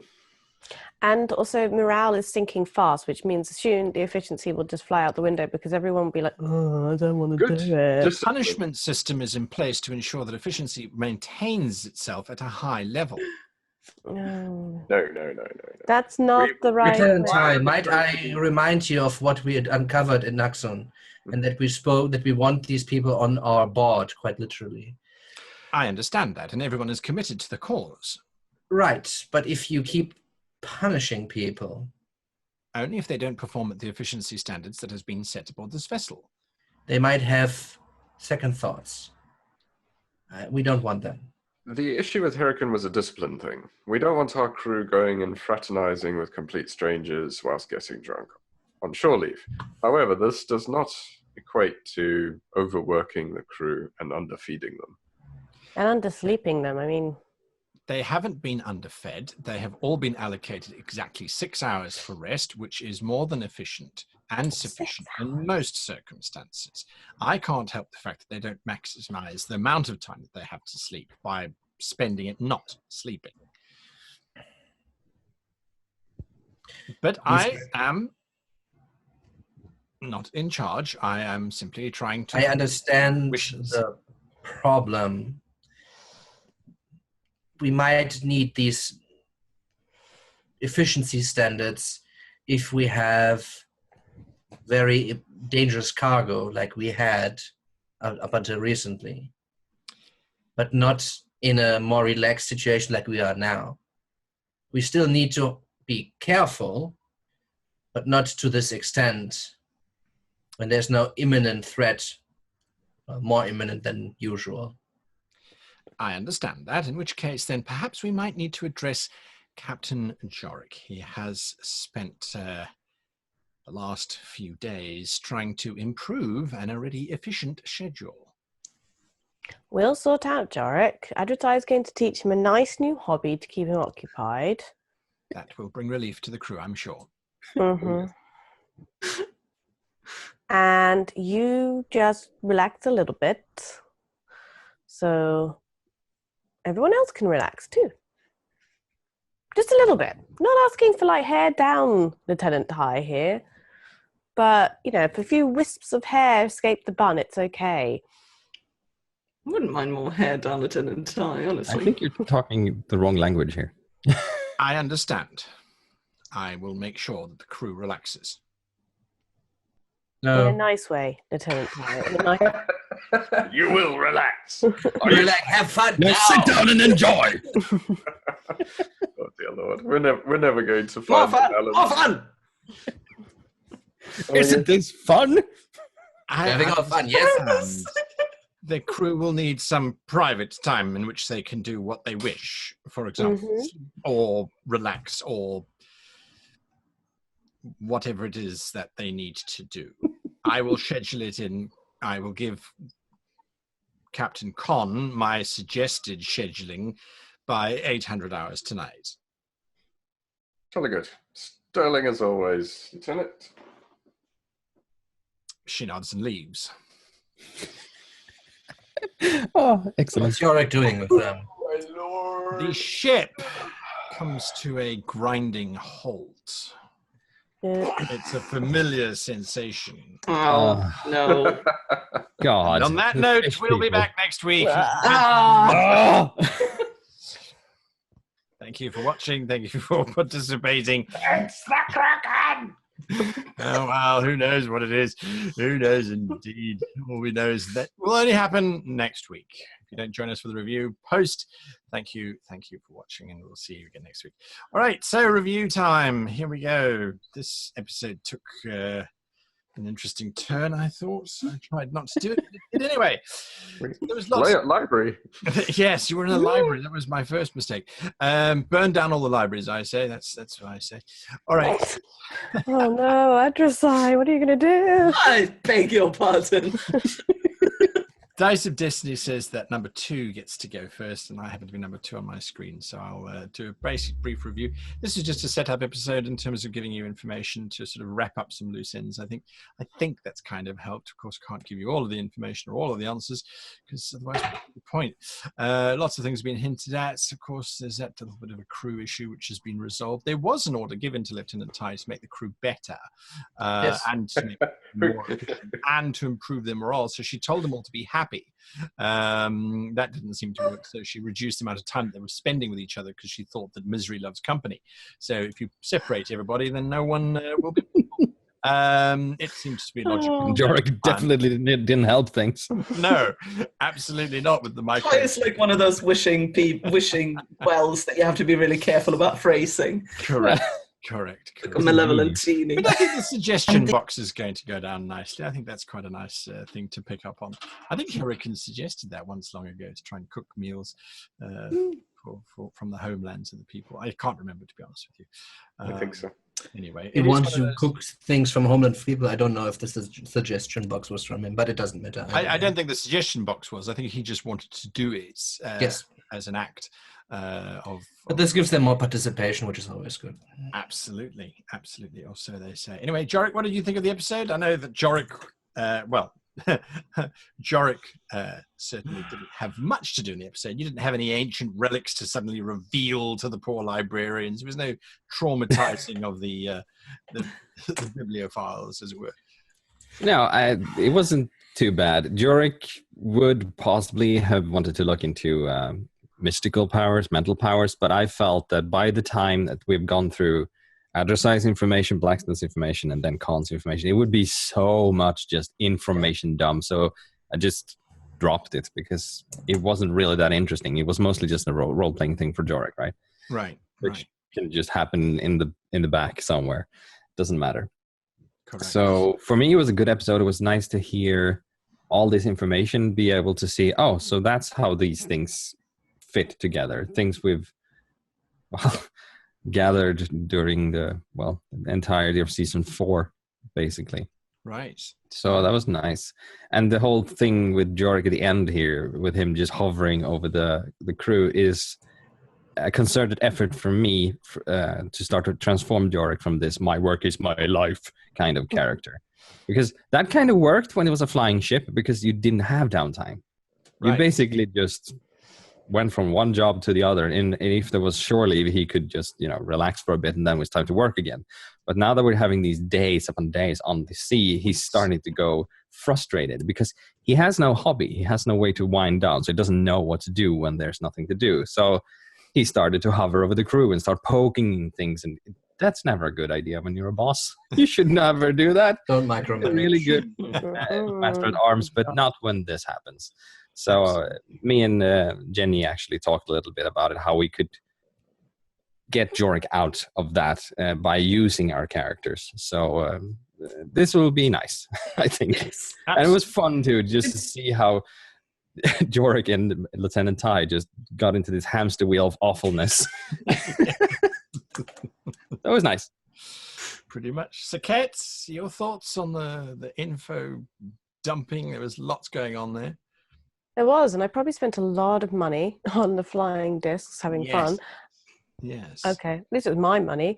So, but I think it's going to get very interesting because, well, in theory, tomorrow, after we've dealt with why the ship has halted, we're going to have to also contact the Wraith about what they've done in that aspect. Right. So, could we find allies in the Wraith? Dun dun dun. Maybe not. Thomas is going, nope. No, not going to happen. No. So yeah, even though Saket didn't really do much, I felt she kind of hovered in the background in the library, and she's just sort of got on with stuff. It was definitely an interesting aspect of a episode from other things, and I have a feeling Saket's going to be quite busy in the next episode. So I better get my spells. Probably flying again. Flying, zapping things, trying not to use fire spells because they'll just go on wet things. May not work so well. No. Lightning seemed to work well. Lightning definitely worked well, but I've only got like 3 slots to use that in. So, but I also have shocking grasp, so I might be able to use that in an interesting Perhaps way. not whilst in the water with the target. No. You can hover, fly over, and then Let's not beat forget it my favourite of chromatic orb. Oh, yeah. That Which I can use in different ways as well. That's always very useful. So, I mean, I'm expecting her to be a little bit more proactive next week, but we'll see what happens because I don't really know what's halted the chef. I'm just hypothesizing here.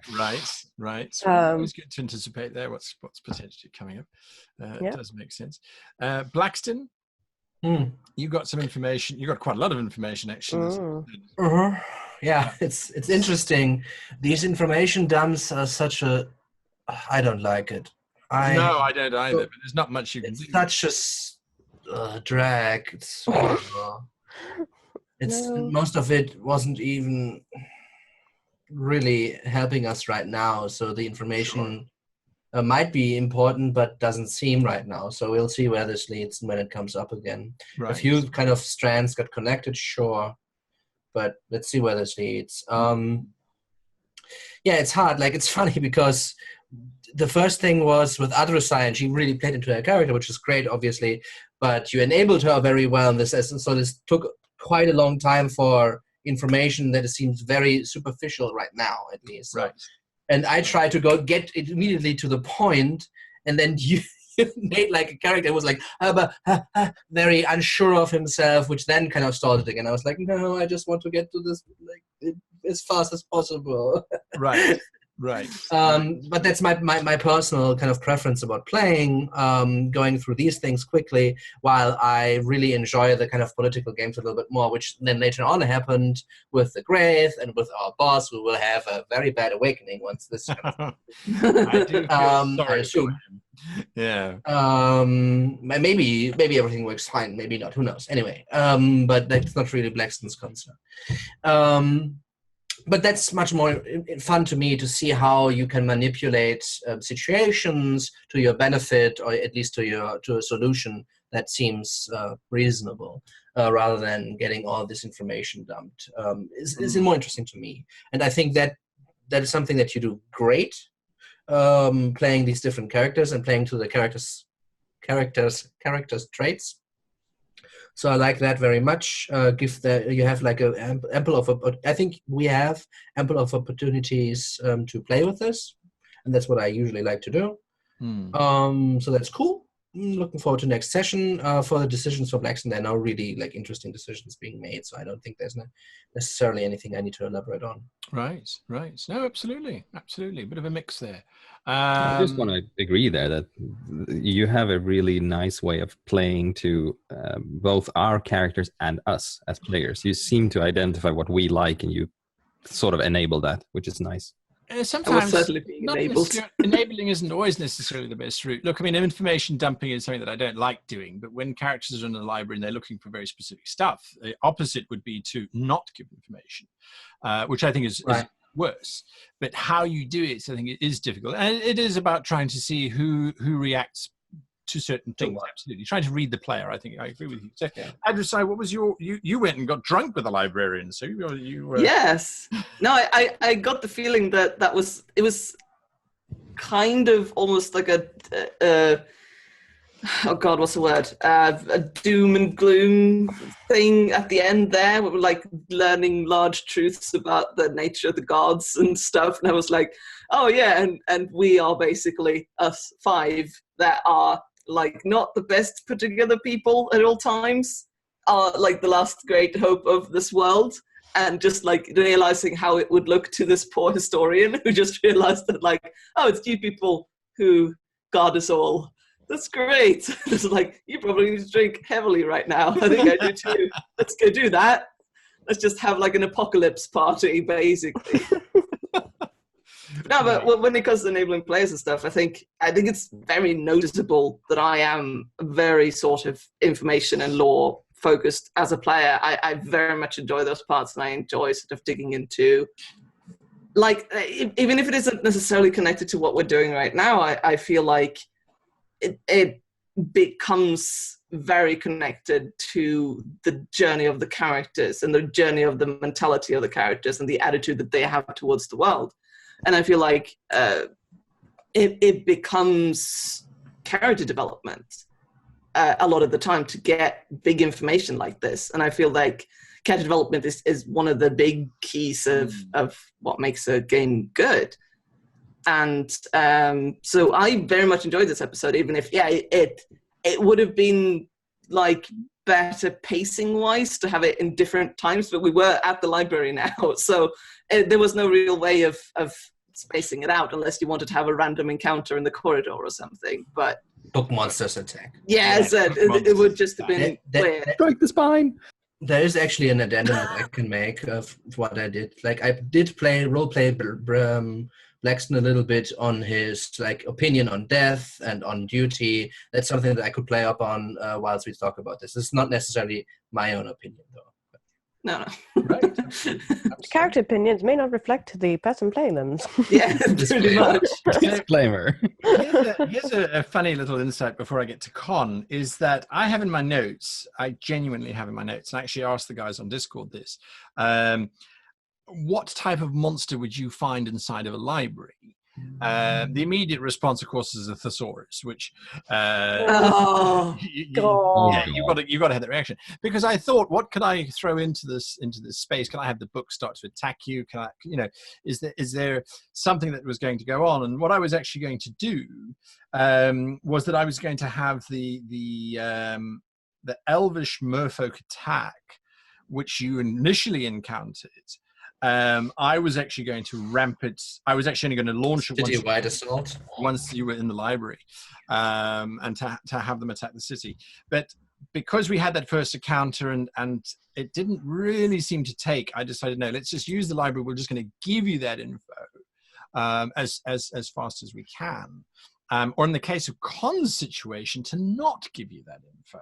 And I suspect that was because I made a mistake. So we'll see. I don't ever retcon stuff, so it's now lore, but I can't find the permanency spell anywhere. Does it exist? It's not in 5th edition. I thought they took it out. Not in 5th edition, no. It's not in 5th edition.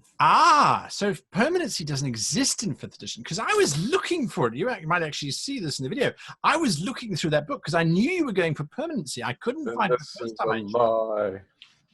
No, not in 5th edition. But I mean, you can make it whatever, right? Yeah. I mean, there's so many things that are not explained by the spells in the book necessarily that are happening, like all the demonic rituals that are happening. Like, there's no. Oh, sure, absolutely. Right. That's why I didn't say that permanency didn't exist, but because there wasn't a reference to it in the actual book, I went, all right, I remember permanency in 3.5 costing the caster life, or it was constitution points. Yeah.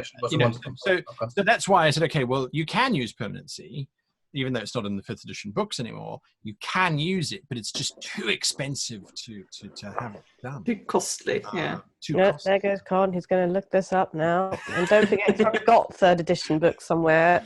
Oh yeah. No, it's definitely in 3.5. I've got them here as well.